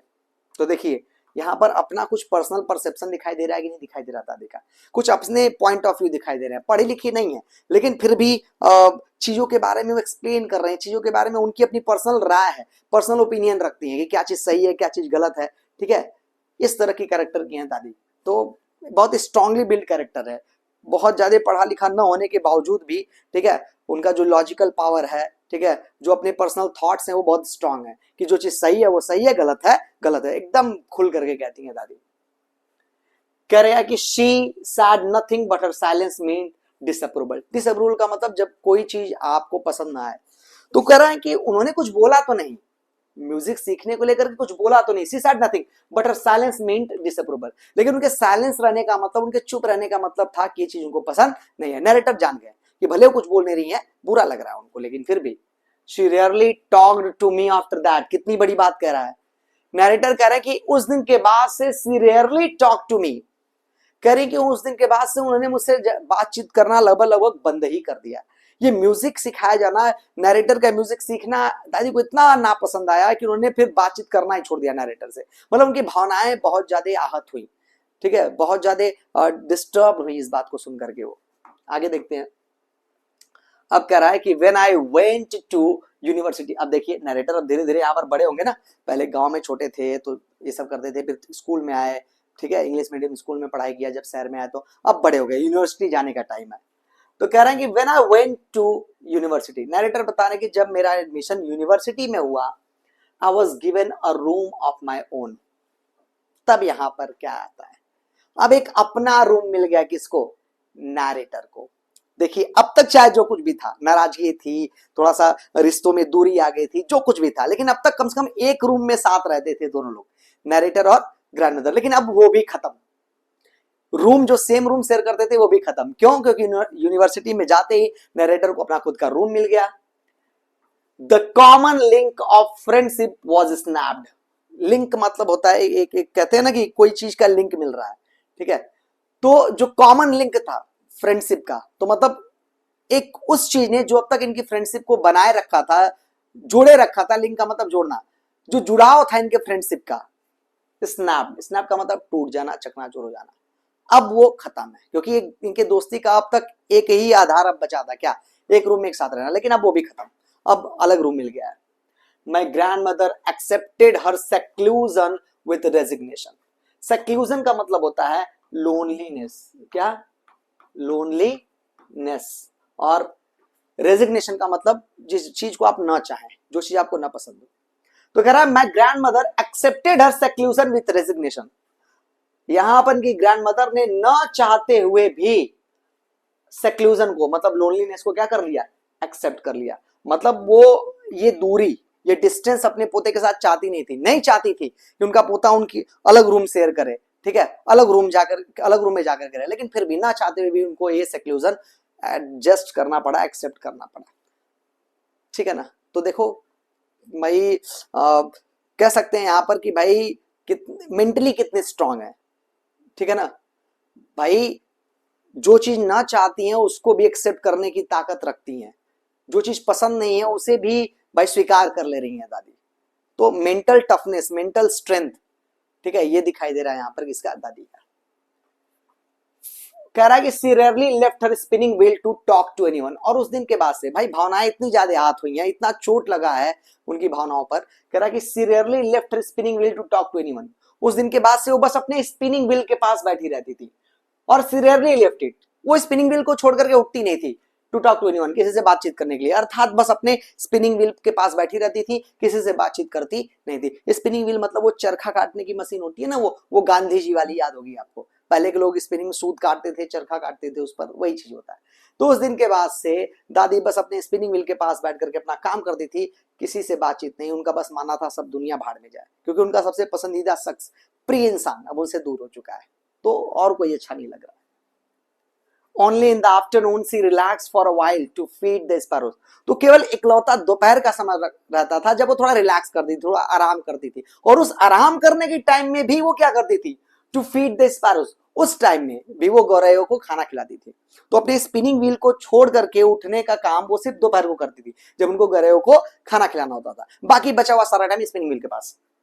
अब कह रहा है कि while she sat in the veranda breaking the bread into little bits। bits का मतलब टुकड़े, bits का मतलब टुकड़े, छोटे छोटे पीसेस। तो क्या करती थी वो, while she sat in the veranda, वो दोपहर के समय वेरांदा में बैठ जाती थी, breaking the bread into little bits, और ब्रेड अर्थात रोटी कह रहा है यहाँ पर, रोटी को छोटे छोटे टुकड़ों में ब्रेक अर्थात तोड़ती रहती थी। 100 of little birds collected round her, और जब वो ऐसा करती थी दोपहर के समय ना, जब वो रोटी लेकर के हाथ में छोटे छोटे टुकड़ों में तोड़ने लगती थी, तो 100 ऑफ लिटिल बर्ड्स, सैकड़ों की संख्या में छोटी छोटी चिड़िया जो होती थी, कलेक्टेड राउंड हर, कलेक्टेड मतलब इकट्ठा हो जाना, राउंड हर का मतलब उनके इर्द गिर्द, वो सैकड़ों की संख्या में चिड़िया आकर के उनके इर्द गिर्द इकट्ठा हो जाती थी, creating a veritable bedlam of chirping. और चिरपिंग अर्थात चहचहाट, बेडलम का मतलब होता है एक शोरगुल वातावरण, शोरगुल वाला वातावरण। तो जैसे ही वो चिड़िया बहुत सारी आती थी, उनके पास बैठती थी, रोटी वो तोड़ रही होती थी, तो एक बहुत ही शोरगुल वाला, और किस चीज की शोरगुल, चिरपिंग अर्थात चहचहाट की, चिड़िया जितनी आती थी उनके चहचहाट से पूरा वातावरण एकदम, ठीक है, खिलखिला उठता था, शोरगुल उत्पन्न हो जाता था दोपहर के समय ऐसा। Some came and perched on her legs. Perched का मतलब होता है sit. Perched का मतलब क्या होता है, sit, बैठना। तो some came अर्थात कुछ चिड़िया तो क्या करती थी, वो आती थी and perched on her legs, आकर के वो ग्रैंड मदर के पैरों के ऊपर बैठ जाती थी, ठीक है, इतनी फ्लेक्सिबल थी वो चिड़िया, इतनी कंफर्टेबल महसूस करती थी वो ग्रैंड मदर के साथ कि आकर के उनके पैरों पर बैठ जाती थी। अदर्स ऑन हर शोल्डर्स, और पैरों तक तो ठीक है, कुछ चिड़िया तो उनके शोल्डर्स पर भी आके बैठ जाती थी, उनके कंधों पर आकर के बैठ जाती थी। Some even sat on her head, और इससे भी थोड़ा एक्सट्रीम चलते हैं, ठीक है, इससे भी 2 कदम आगे चलते हैं, कुछ तो उनके सर पर, हेड पर जाकर के बैठ जाती थी। इतना ज्यादा एक डीप बॉन्डिंग, एक लव एंड अफेक्शन क्रिएट हो चुका था, ठीक है, एक अटैचमेंट क्रिएट हो चुका था, किनका, किससे, चिड़ियों का ग्रैंड मदर से। She smiled but never shooed them away. Shoo them का मतलब होता है भगा देना, शू का मतलब भगाना। तो जब वो चिड़िया ऐसा करती थी ना, आकर उनके पास बैठती थी पैर पर, कंधों पर, तो वो स्माइल करती थी, but never shoot them away, कभी उन्हें भगाती नहीं थी चिड़ियाओं को। It use to be the happiest half hour of the day for her, और ये जो हाफ आवर का मतलब आधे घंटे, ये जो आधे घंटे है ना, वो दोपहर का समय, वो समय जब वो चिड़ियों को खाना खिलाती हैं, फीड करती हैं, ये सबसे हैप्पीएस्ट हाफ आवर हुआ करता था किसका, ग्रैंड मदर को। तो मतलब पूरे 24 घंटे में सबसे ज्यादा खुश वो किस टाइम पर रहती थी, इसी आधे घंटे में, जब वो चिड़ियों को खिला रही होती थी। बाकी का सारा दिन तो अच्छा नहीं लगता था उनको, भाई एकदम लोनलीनेस है, अकेलापन है, क्या ही कर सकती है। लेकिन ये चिड़िया अब उनके साथ आके बैठती हैं, उन चिड़ियों में उनकी दुनिया बस गई है, ठीक है, और बहुत अच्छा लगता है उनको चिड़ियों को फीड करना। चलिए आगे देखते हैं। When I decided to go abroad, अब देखिए यहां पर देखिए, पहला मैंने बोला था ना कि फेजेस आएंगे इनके रिलेशनशिप का, समझ आ रहा कि नहीं आ रहा है। तो देखिए पहला फेज क्या था, जब वो लोग गांव में रहते थे, कितना अच्छा रिश्ता था, बॉन्डिंग थी, सब कुछ बढ़िया था। फिर जब वो शहर में आ गए तो कैसे रिश्ता चेंज हुआ, चीजें बहुत ज्यादा चेंज हो गई, ठीक है, वो इंग्लिश मीडियम स्कूल जाने लगे, अब वो होमवर्क में हेल्प नहीं कर पाती थी, म्यूजिक लेसन दिया जाने लगा जो उनको बुरा लगने लगा, अब उनका पर्सनल रूम हो गया था। तो ये सब कब हुआ था, सिटी में आने के बाद। लेकिन अब देखो, अब तीसरा फेज, पहला फेज गांव, दूसरा शहर, तीसरा कब, यहां स्टार्ट हो रहा है। कह रहे हैं कि when I decided to go abroad for further studies, abroad का मतलब होता है फॉरेन कंट्री, विदेश। तो अब कह रहा है नैरेटर कि अब उन्होंने क्या डिसीजन लिया, अब उन्होंने अब्रॉड जाने का डिसीजन लिया, विदेश जाने का डिसीजन लिया फॉर फर्दर स्टडीज। किस लिए विदेश जाना था, आगे की पढ़ाई करने के लिए। I was sure my grand mother would be upset. तो कह रहे हैं कि मैं इस बात को लेकर के तो श्योर था कि मेरी ग्रैंड मदर बहुत अपसेट होंगी इस बात से। जब नरेटर को पता चला कि अब मुझे जाना है विदेश में, तो उनको पता था कि यार विदेश जाना, मेरा फॉरेन कंट्री जाना है, मेरी ग्रैंड मदर को पसंद नहीं आएगा, वो बेचारी परेशान होंगी, डिस्टर्ब होंगी। I would be away for 5 years, और कितने साल तक बाहर रहना था नरेटर को, 5 साल भाई, ठीक है, 5 साल तक बाहर ही गुजारना था, अब्रॉड ही गुजारना था। And at her age one could never tell, और जो वो एज थी ना ग्रैंड मदर की, कोई नहीं कह सकता था कि भाई उनके साथ आगे क्या हो जाए इन 5 सालों में। देखो बताया था ना स्टार्टिंग में कि वो बहुत बूढ़ी थी, so old that she could not grown older, इतनी बूढ़ी थी कि वो उससे ज्यादा बूढ़ी हो ही नहीं सकती थी। तो वही कह रहे हैं कि अब चूंकि पूरे 5 साल इनको बाहर रहने थे, और उन 5 सालों में अब क्या होगा, ये सर्वाइव कर पाएंगे कि नहीं कर पाएंगी, ये किसी को पता नहीं था। But my grand mother could, लेकिन कह रहे हैं मेरी ग्रैंड मदर को पता था कि वो सर्वाइव कर ले जाएंगी, कोई दिक्कत वाली बात नहीं थी। दूसरे लोग सस्पिशियस हो सकते हैं ग्रैंड मदर के एज को लेकर के, उनकी लाइफ को लेकर के, ग्रैंड मदर को कोई सस्पिशन नहीं था, वो श्योर है अपनी बात को लेकर के, उनको पता है कि ठीक है सब कुछ सही होगा। She was not even sentimental, और कह रहा है कि अब दादी के अंदर का जो सेंटिमेंट्स था, उनकी फीलिंग्स जो थी ना, वो सब खत्म हो चुकी थी। सेंटिमेंट्स का मतलब भावनाएं जो होती हैं आपके अंदर की, ठीक है, अच्छा लगना, बुरा लगना, तो ये इन भावनाओं को क्या कहते हैं, सेंटिमेंट्स कहते हैं। तो अब सेंटिमेंट्स खत्म हो चुके थे भाई, इतनी ज्यादा टफ फेजेस देख ली थी दादी ने अपनी लाइफ में ना, इतना सब कुछ सह लिया था उन्होंने शुरू से लेकर के अंत तक, कि अब सेंटिमेंट्स खत्म हो चुके होंगे। She came to leave me at the railway station, कह रहा कि वो आई रेलवे स्टेशन। भाई नरेटर जा रहे हैं विदेश, तो पहले रेलवे स्टेशन जाएंगे, वहां से ट्रेन लेंगे, फिर एयरपोर्ट जाएंगे किसी बड़े शहर में, वहां से एयरपोर्ट प्लेन लेंगे, तब जाएंगे ना। तो जब रेलवे स्टेशन गए तो कह रहा किसी came to leave me at the railway station, कह रहा दादी आई रेलवे स्टेशन पर नहीं छोड़ने के लिए, बट डिड नॉट टॉक और शो एनी इमोशन। आई तो जरूर, लेकिन उन्होंने नरेटर से बात तक नहीं किया, बात छोड़ो कोई इमोशन तक नहीं शो किया। नरेटर को लग रहा था कि वो अपसेट होंगी, उनको उदासी दिखेगी उनके चेहरे पर, ठीक है, तकलीफ दिखेगा उनके चेहरे पर इनके जाने की वजह से, लेकिन ना ना ना ना, ग्रैंड मदर ने बोला कि ना, ऐसा कुछ नहीं होने वाला है, सेंटिमेंट्स फीलिंग्स खत्म हो चुकी है, ठीक है। तो वही करा कि कोई इमोशन शो नहीं किया उन्होंने। हर लिप्स मूव्ड इन प्रेयर, वहां स्टेशन पर भी वो अपने प्रेयर को दोहरा रही थी, उनके होठ हिल रहे थे, प्रेयर कर रही थी। Her mind was lost in prayer, दिमाग भगवान के श्रद्धा में, भगवान की आस्था में खोया हुआ है, कुछ नहीं समझ में आ रहा है क्या हो रहा है क्या नहीं। Her fingers were busy telling the beads of rosary, और यहां पर भी उनके हाथ, उनके फिंगर्स कहां बिजी थे, वो अपनी रोजरी के बीट्स को टेल अर्थात गिन रही थी वो, ठीक है, माला जप रही थी, वही कर रही थी। Silently she kissed my forehead, बस एक चीज किया उन्होंने लास्ट में, क्या किया उन्होंने, अपने ग्रैंड चाइल्ड, अपने पोते के माथे पर एक किस किया। And when I left cherish the moist imprint as perhaps the last sign of physical contact between us. तो कह रहे हैं कि जब ग्रैंड मदर ने इनके चेहरे पर किस किया, ठीक है ना, तो व्हेन आई लेफ्ट, तो नरेटर कह रहे हैं कि जब मैं जाने लगा ना, I cherished the moist imprint, cherished का मतलब महसूस होना, और मोइस्ट इम्प्रिंट का मतलब एक नमी महसूस होना, ठीक है, as per the last sign of physical contact between us. तो वो जो नमी महसूस हुई किस करने के बाद, जब नरेटर की ग्रैंड मदर ने किस किया ना फोरहेड पर, तो उसके बाद ये जो नमी थी, ठीक है ना, उस नमी को कैसे कह रहे हैं, कह रहे हैं कि as per the last sign of physical contact between us, कह रहे हैं कि लग रहा है कि ये हमारे फिजिकल कॉन्टेक्ट का ये लास्ट टाइम ही था। मतलब ग्रैंड मदर का अपने ग्रैंड चाइल्ड से फिजिकली मिलना, आमने सामने से मिलना, ये लास्ट बार हो रहा है। ऐसा सोच कौन रहे थे, नैरेटर सोच रहे थे, खुशवंत सिंह सोच रहे थे कि भाई अब तो 5 साल तक मैं बाहर जाने वाला हूं, 5 साल के बाद मैं आऊंगा, तब तो भाई लग रहा है कि दादी मतलब नहीं रहेंगी इस दुनिया में। बट देखते हैं आगे क्या होता है। तो वही कह रहा है कि ये लगा था नैरेटर को, जाते जाते लगा कि अब लास्ट बार देख रहा हूं मैं ग्रैंड मदर को। क्या ऐसा ही होता है क्या, लास्ट बार था, देख लेते हैं भाई अभी क्या होता है क्या नहीं होता है। But that was not so, ना ना ना ना, लास्ट टाइम तो बिल्कुल नहीं था। नैरेटर बोल रहे हैं but that was not so, कहना ऐसा बिल्कुल नहीं था। After 5 years I came back home and was met by her at the station, कह रहे 5 सालों के बाद आई केम बैक होम, जब मैं वापस घर आया, and was met by her at the station, तो फिर से उनसे मिला अपनी दादी से, कहां पर, रेलवे स्टेशन पर मुलाकात हो रहा फिर से, जैसे छोड़ करके गई थी दादी रेलवे स्टेशन पर, वैसे फिर से लेने भी आ गई हैं, ठीक है ना। चलिए, she did not look a day older, फिर से वही बात भाई, कह रहे हैं कि she did not look a day older, कह रहे हैं कि आज भी दादी पहले की तुलना में एक दिन भी ज्यादा बूढ़ी नहीं लग रही थी, मतलब जितनी बूढ़ी पहले थी आज भी वैसी ही लग रही है, ऐसा लग रहा था कि रुक गया है वो पॉन्ड्स वाली बढ़ती उम्र मानो थम सी जाए, ऐसा कुछ लग रहा है किसको, नैरेटर को, कि जैसी थी वैसी ही रह गई है।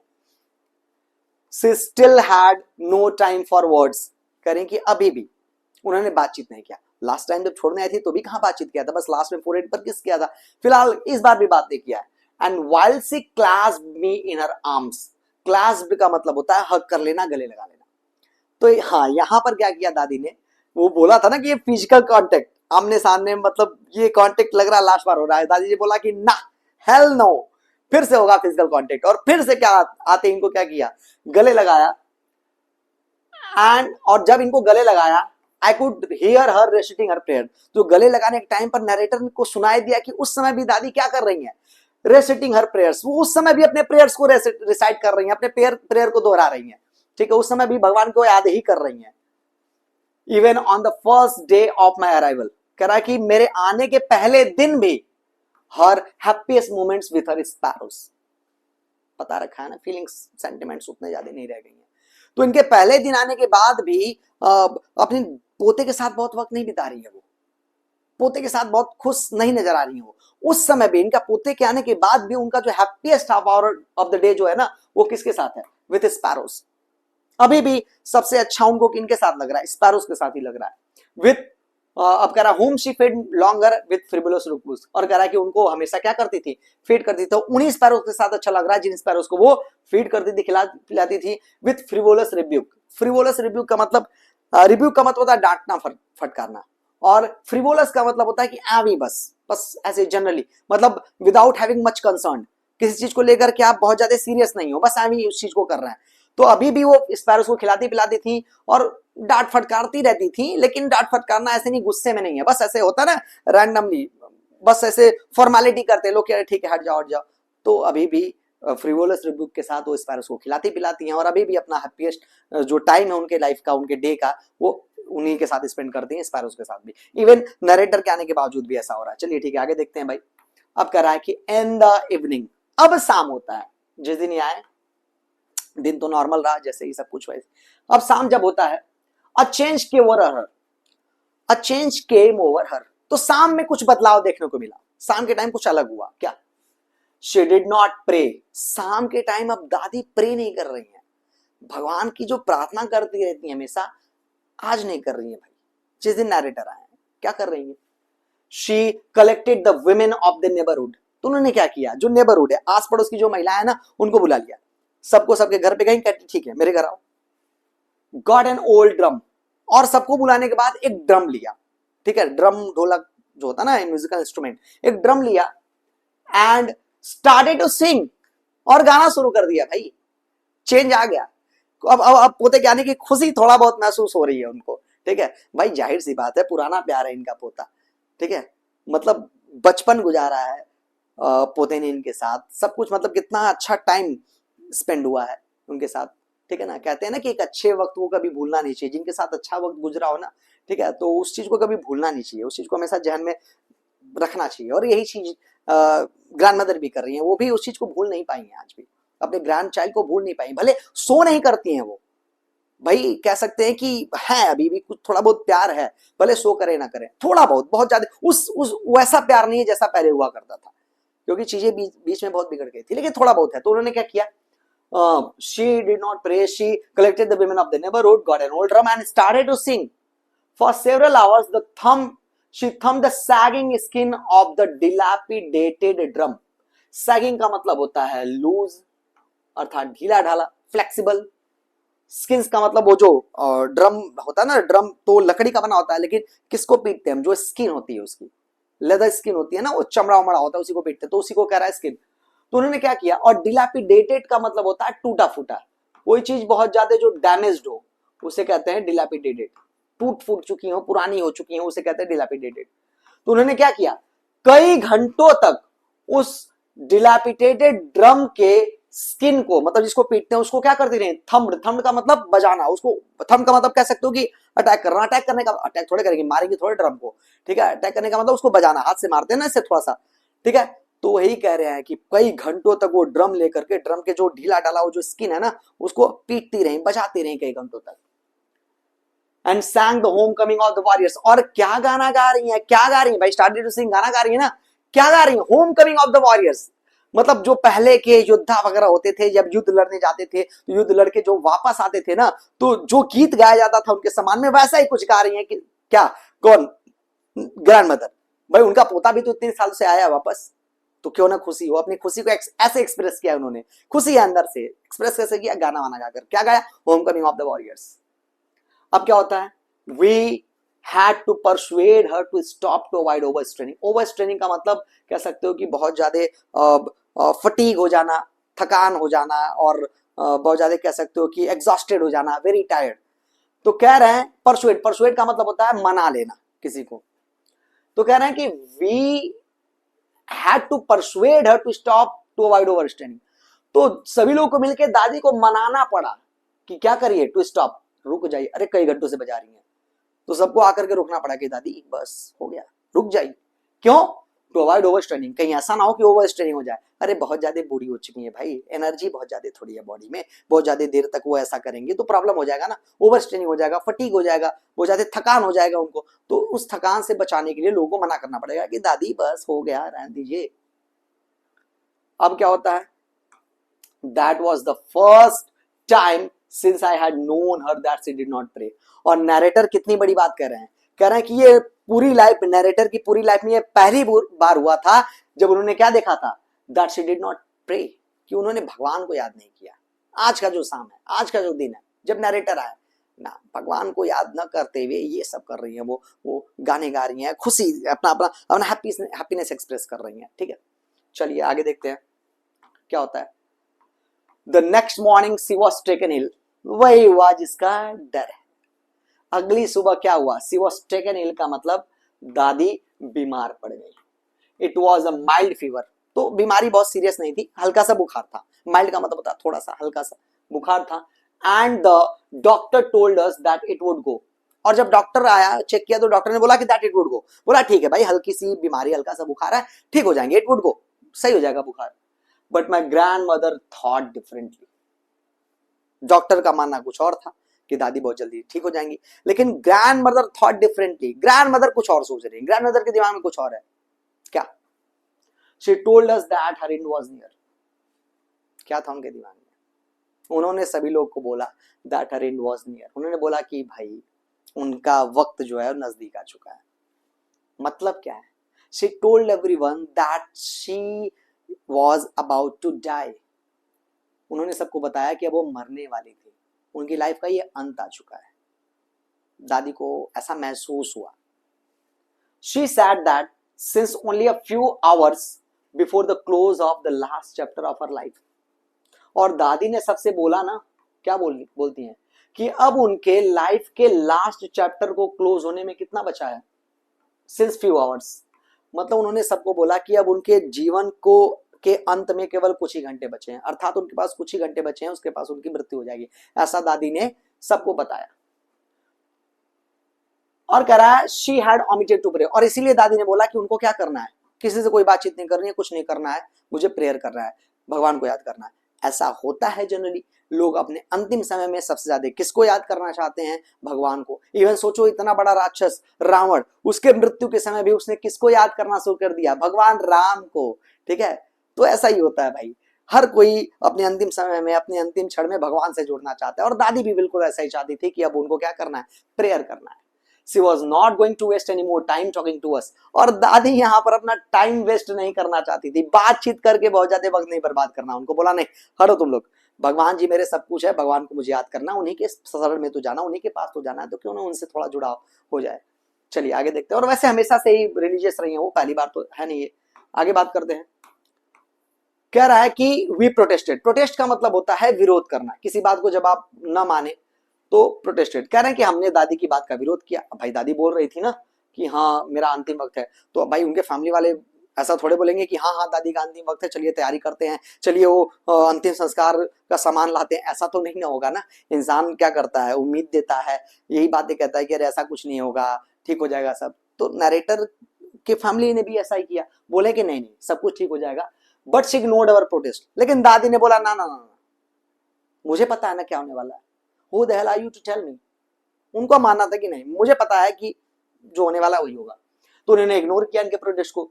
She lay peacefully in bed, praying and telling her beads, तो चुपचाप अपने बेड पर वो पड़ी रही और क्या करती रही, telling her beads, उस मनके को, जो मनका था ना, जो मनका अर्थात बीट्स मैंने बताया था ना, वो मोतियां जो होती हैं, उसको गिनती रही, अर्थात माला जपती रही, वही करती रही, लास्ट मोमेंट में माला जप रही है। सबकी बातों को उन्होंने खारिज कर दिया, ना ना मुझे भगवान को याद करना है। Even before we could suspect, her lips stopped moving and the rosary fell from her lifeless fingers. Yes, and the damn thing happened. Finally, the last chapter of her life has been closed. खत्म हो चुका है,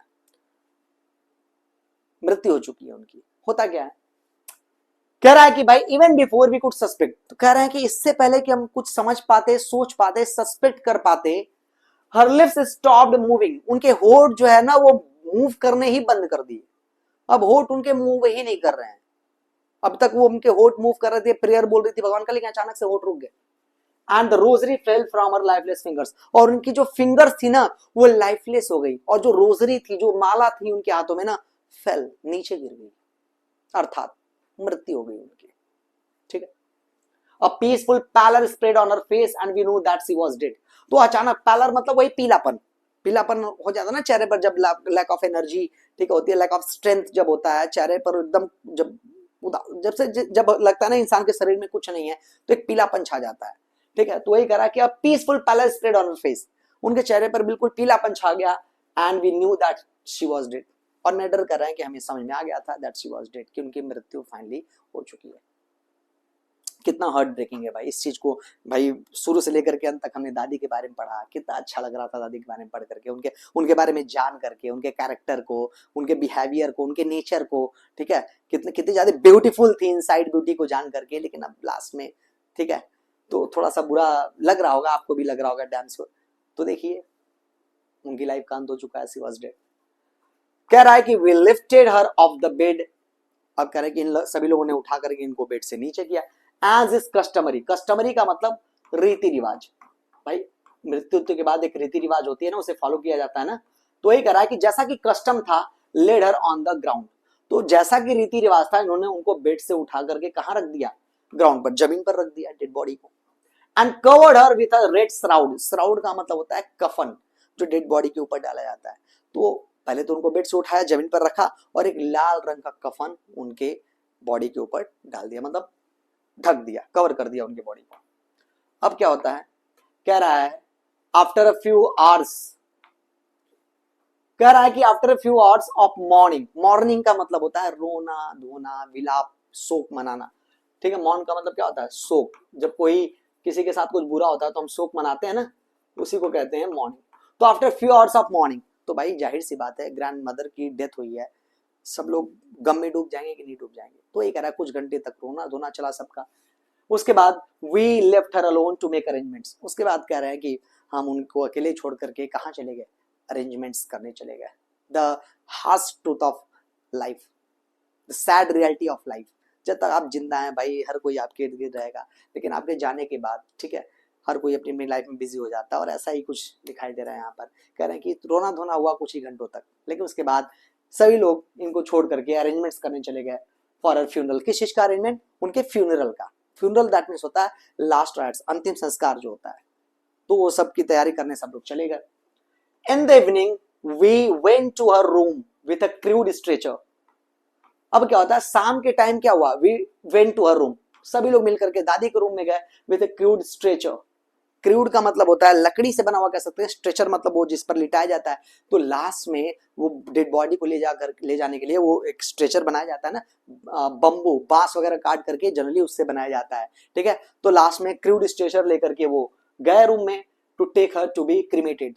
क्यों crude stretcher लेकर के गए, ताकि crude stretcher पर रख करके दादी को कहाँ ले जाया जा सके, स्मशान घाट पे ले जाया जा सके, जहां पर डेड बॉडी को जलाया जाता है, क्रीमेट किया जाता है। ठीक है। तो जाहिर सी बात है भाई, उन्होंने स्ट्रेचर पे लिटाया, दादी को क्रीमेट करने के लिए जाने के लिए। क्रीमेट करने का मतलब होता है जलाना, डेड बॉडी को दाह संस्कार होता है ना, बिल्कुल भाई हमारे हिंदू धर्म में दाह संस्कार होता है, मुस्लिम लोगों के धर्म में क्या होता है, बॉडी को बरी किया जाता है, जिसे कहा जाता है दफनाना। तो बरी मतलब दफनाना, क्रीमेट मतलब जलाना। तो जलाने के लिए ये लेकर के गए ग्रैंड मदर की बॉडी को। The sun was setting and had lit her room. अब सूर्य जो है, सेटिंग का मतलब अस्त होना, शाम का टाइम था, सूर्य धीरे धीरे अस्त हो रहा था। एंड लिट हर रूम, और थोड़ी बहुत रोशनी, लिट का मतलब उजाला होना, थोड़ी बहुत रोशनी रूम में पड़ रही थी, उजाला था। And veranda with a blaze of golden light, तो वही बात है, शाम का टाइम था, वो गोल्डन लाइट मतलब धूप जो है, हल्की हल्की धूप जो है, गोल्डन सनरेज जो है वो पड़ रही थी, कहां पर, दादी के रूम तक आ रही थी हल्की हल्की।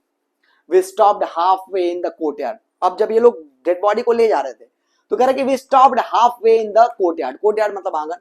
तो आंगन में, आधे आंगन में ही रुक गए लोग, पूरे आंगन से नहीं निकल पाए, आधा गए, आधे के बाद रुक गए। क्या होता है, कुछ हुआ। All over the veranda and in a room right up to where she laid it and stiff wrapped in the red shroud, thousands of sparrows sat scattered on the floor.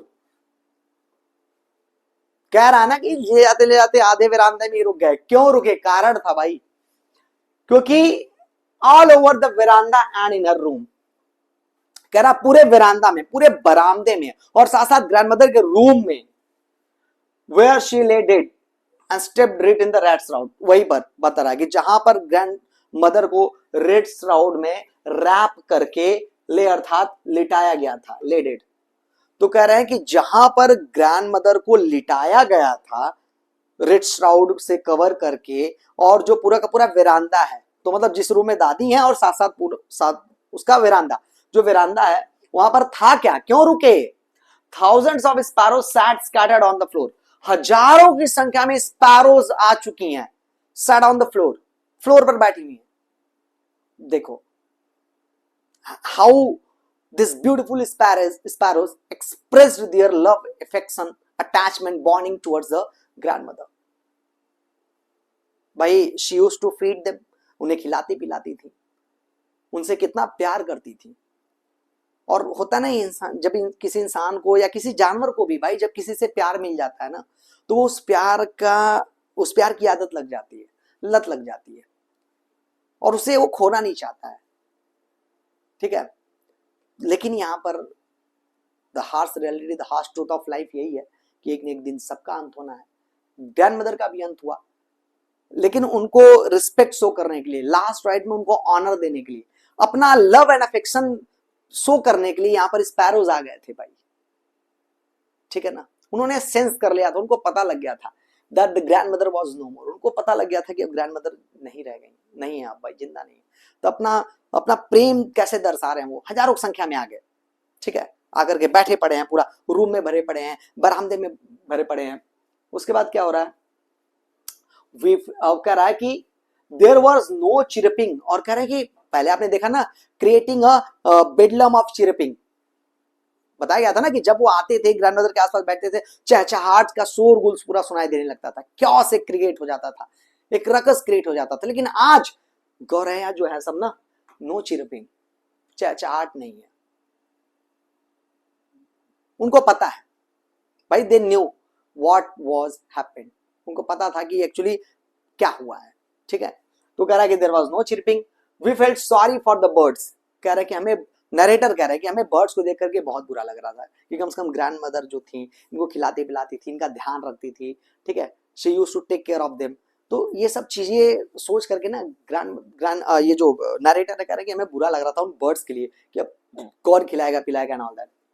And my mother fetched some bread for them, और बुरा लग रहा था तो उनके लिए कुछ अच्छा करना चाहते थे, उनकी हेल्प करना चाहते थे। तो उनकी मदर ने क्या किया, fetched some bread for them, इनकी मदर ने क्या किया, कुछ ब्रेड के टुकड़े जो है वो लिए आए।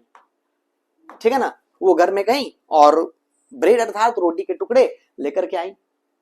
She broke it into little crumbs the way my grandmother used to, तो कह रहा है कि जैसे मेरी ग्रैंडमदर उनको खिलाती थी, ब्रेड के टुकड़ों को क्या करती थी, अर्थात रोटी के टुकड़ों को पहले छोटे छोटे पीसेस में तोड़ती थी, तो मेरी मदर ने भी ऐसा ही किया। She broke it into little crumbs, तो उन्होंने जो रोटी था उसको छोटे छोटे टुकड़ों में तोड़ना शुरू किया, बिल्कुल ग्रैंडमदर की तरफ। And threw it to them, और फेंक दिया किसकी तरफ, गौरैयों की तरफ। हमेशा खाने पीने ही आते थे ना, तो आज भी मदर को क्या लगा कि आज भी खाने पीने आए हैं, तो आज ग्रैंडमदर तो रही नहीं जो उनको खिला पिला पाए, तो क्यों ना मैं ही खिला पिला दूं। तो इसी इरादे से, इसी सोच के साथ उन्होंने वो गई, रोटी लेकर के आए, छोटे छोटे टुकड़ों में उसे तोड़ा और फेंक दिया। The sparrows took no notice of the bread, ना ना ना ना, नहीं खा रहे हैं वो, कह रहे हैं ना, स्पैरोज ने बोला कि ना हमें नहीं खाना। भाई ये रोटी के टुकड़े थोड़े मैटर कर रहे हैं उनको मैटर कर रहा है उनका जो रिलेशन था। ठीक है ना, जो जो अटैचमेंट था, जो the kind of love they shared with the grandmother, जिस प्रकार का प्यार, जिस प्रकार का रिश्ता, रिलेशन वो शेयर करते थे ग्रैंडमदर के साथ, वो इंपॉर्टेंट था। और आज दुख में है वो, ठीक है, आज तकलीफ में, उनको पता है कि ग्रैंडमदर जा चुके हैं उनको छोड़ करके, तो क्या ये रोटी के टुकड़े खाएंगे वो इस दुख की घड़ी में, ना। इवन वो बेजुबान जो है वो कितना कह सकते हो कि एक्सट्रीम पैशन, लव शो कर रहे हैं। ठीक है ना, सीखना चाहिए इंसानों को उनसे कुछ। कह रहे हैं कि ना हमें नहीं चाहिए रोटी के टुकड़े, उन्होंने ध्यान ही नहीं दिया, छोड़ दिया।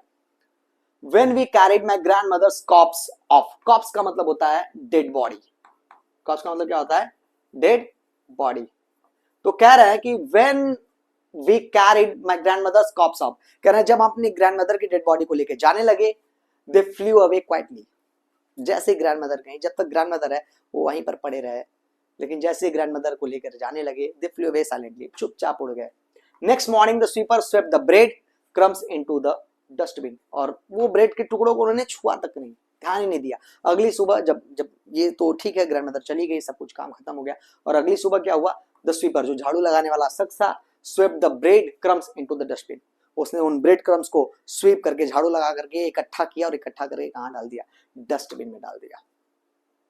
ठीक है, तो यहाँ ये स्टोरी का अंत होता है, और आई होप कि आपको चीज़ें समझ में आई होंगी। मैंने I tried my best to explain it, और अगर स्टिल मैंने पहले भी बोला, मैं बार बार बोलता हूँ कि उसके बाद भी अगर कुछ भी आपको लगता है डाउट, तो आप पूछ सकते हैं मुझसे। ठीक है, मैं यहाँ पर कुछ एक रिकैप कर देता हूँ कि कैसे ग्रैंडमदर जो थी, ग्रैंडमदर और उनके ग्रैंडचाइल्ड के रिश्ते की बात हो रही है इस चैप्टर में। ठीक है, कैसे जब ग्रैंडचाइल्ड छोटे थे तो उनके पेरेंट्स ने इनको छोड़ दिया गाँव में ग्रैंडमदर के साथ, वहाँ पर बहुत अच्छा रिश्ता चल रहा था, फ्रेंडशिप अच्छी हो रखी थी, एक साथ स्कूल जाना आना, हेल्प करना लेसन्स में, सब कुछ चला था। लेकिन हुआ क्या, जब इनके पेरेंट्स सेटल हो गए तो शहर में बुला लिया। अब शहर में चीज़ें थोड़ी बदल गई, अब ग्रैंडमदर और इनके बीच थोड़ी दूरियां आने लगी। अब वो इंग्लिश स्कूल में जाने लगे, इंग्लिश की टर्म्स पढ़ने लगे, जो ग्रैंडमदर को आता नहीं है तो हेल्प नहीं कर पाती हैं, साथ साथ वो म्यूजिक सीखने लगे, और ये चीज़ ग्रैंडमदर को सबसे बुरी लगी, म्यूजिक का सीखना। समझ में आ रहा नहीं आ रहा? और फिर धीरे धीरे क्या हुआ, चीज़ें आगे बढ़ती चली गई, चीज़ें और वर्ष होती चली गई, और अब अपना खुद का कमरा भी मिल गया यूनिवर्सिटी में। जब गए नरेटर तो वहाँ से पूरा जो कॉमन लिंक था फ्रेंडशिप का वो टूट गया। फिर नरेटर गए अब्रॉड, विदेश जाना पड़ा उनको, और यहाँ पर पूरी अकेली पड़ गई ग्रैंडमदर। ठीक है, जो थोड़ा बहुत देखने को भी मिल जाता था अपने ग्रैंड चाइल्ड को, वो भी अब नहीं देखने को मिल रहा है, पूरी अकेली, एक सेक्लूजन। ठीक है ना, एक लोनलीनेस क्रिएट हो गया उनकी लाइफ में। लेकिन तब उनकी लाइफ में एंट्री हुई किसकी, स्पैरोस की, जो इनको वो फीड करती थी। ठीक है, जिनको खिलाती पिलाती थी, और सबसे अच्छा लगता था उसी टाइम ग्रैंडमदर को जब वो स्पैरोस को फीड करती थी। ठीक है, फिर फाइनली जो नरेटर है वापस आते हैं तो कैसे एक्सप्रेस करती है अपना लव उनके प्रति। पहले तो कुछ इमोशन शो नहीं करती हैं, नहीं जताती हैं अपनी खुशी, लेकिन खुशी अंदर से रहती है। और इसको जताती कैसे हैं, शाम को इकट्ठा करती हैं कुछ औरतों को, उनके साथ गाना बजाना करती हैं, और गाना बजाना ज़्यादा करने की वजह से ओवर स्ट्रेनिंग हो जाती है। ठीक है, ओवर एग्जॉस्टेड हो जाती हैं, और फिर बीमार पड़ जाती हैं, और एट लास्ट उनकी डेथ हो जाती है। ठीक है, तो स्टोरी यहाँ पर एंड होती है। कुछ भी ये पूछना आप पूछ सकते हैं, और रिक्वेस्ट करूंगा मैं एट लास्ट कि आप मेरे इस चैनल को सब्सक्राइब कीजिए, अभी न्यू चैनल है मेरा। ठीक है, आप जितना हेल्प करेंगे उतना बेहतर ग्रो कर पाऊंगा मैं। और कहीं ना कहीं आपका जो सब्सक्रिप्शन है, आपके जो लाइक्स होंगे, आप अगर शेयर करते हैं तो वो थोड़ा सा मोटिवेट करेगा मुझे, और मैं थोड़ा और बेहतर करने की कोशिश करूंगा फॉर यू गाइस। ठीक है, तो with this I am gonna and the chapter, I am gonna and the title, and thank you so much. Thanks for being with me. Thanks a lot.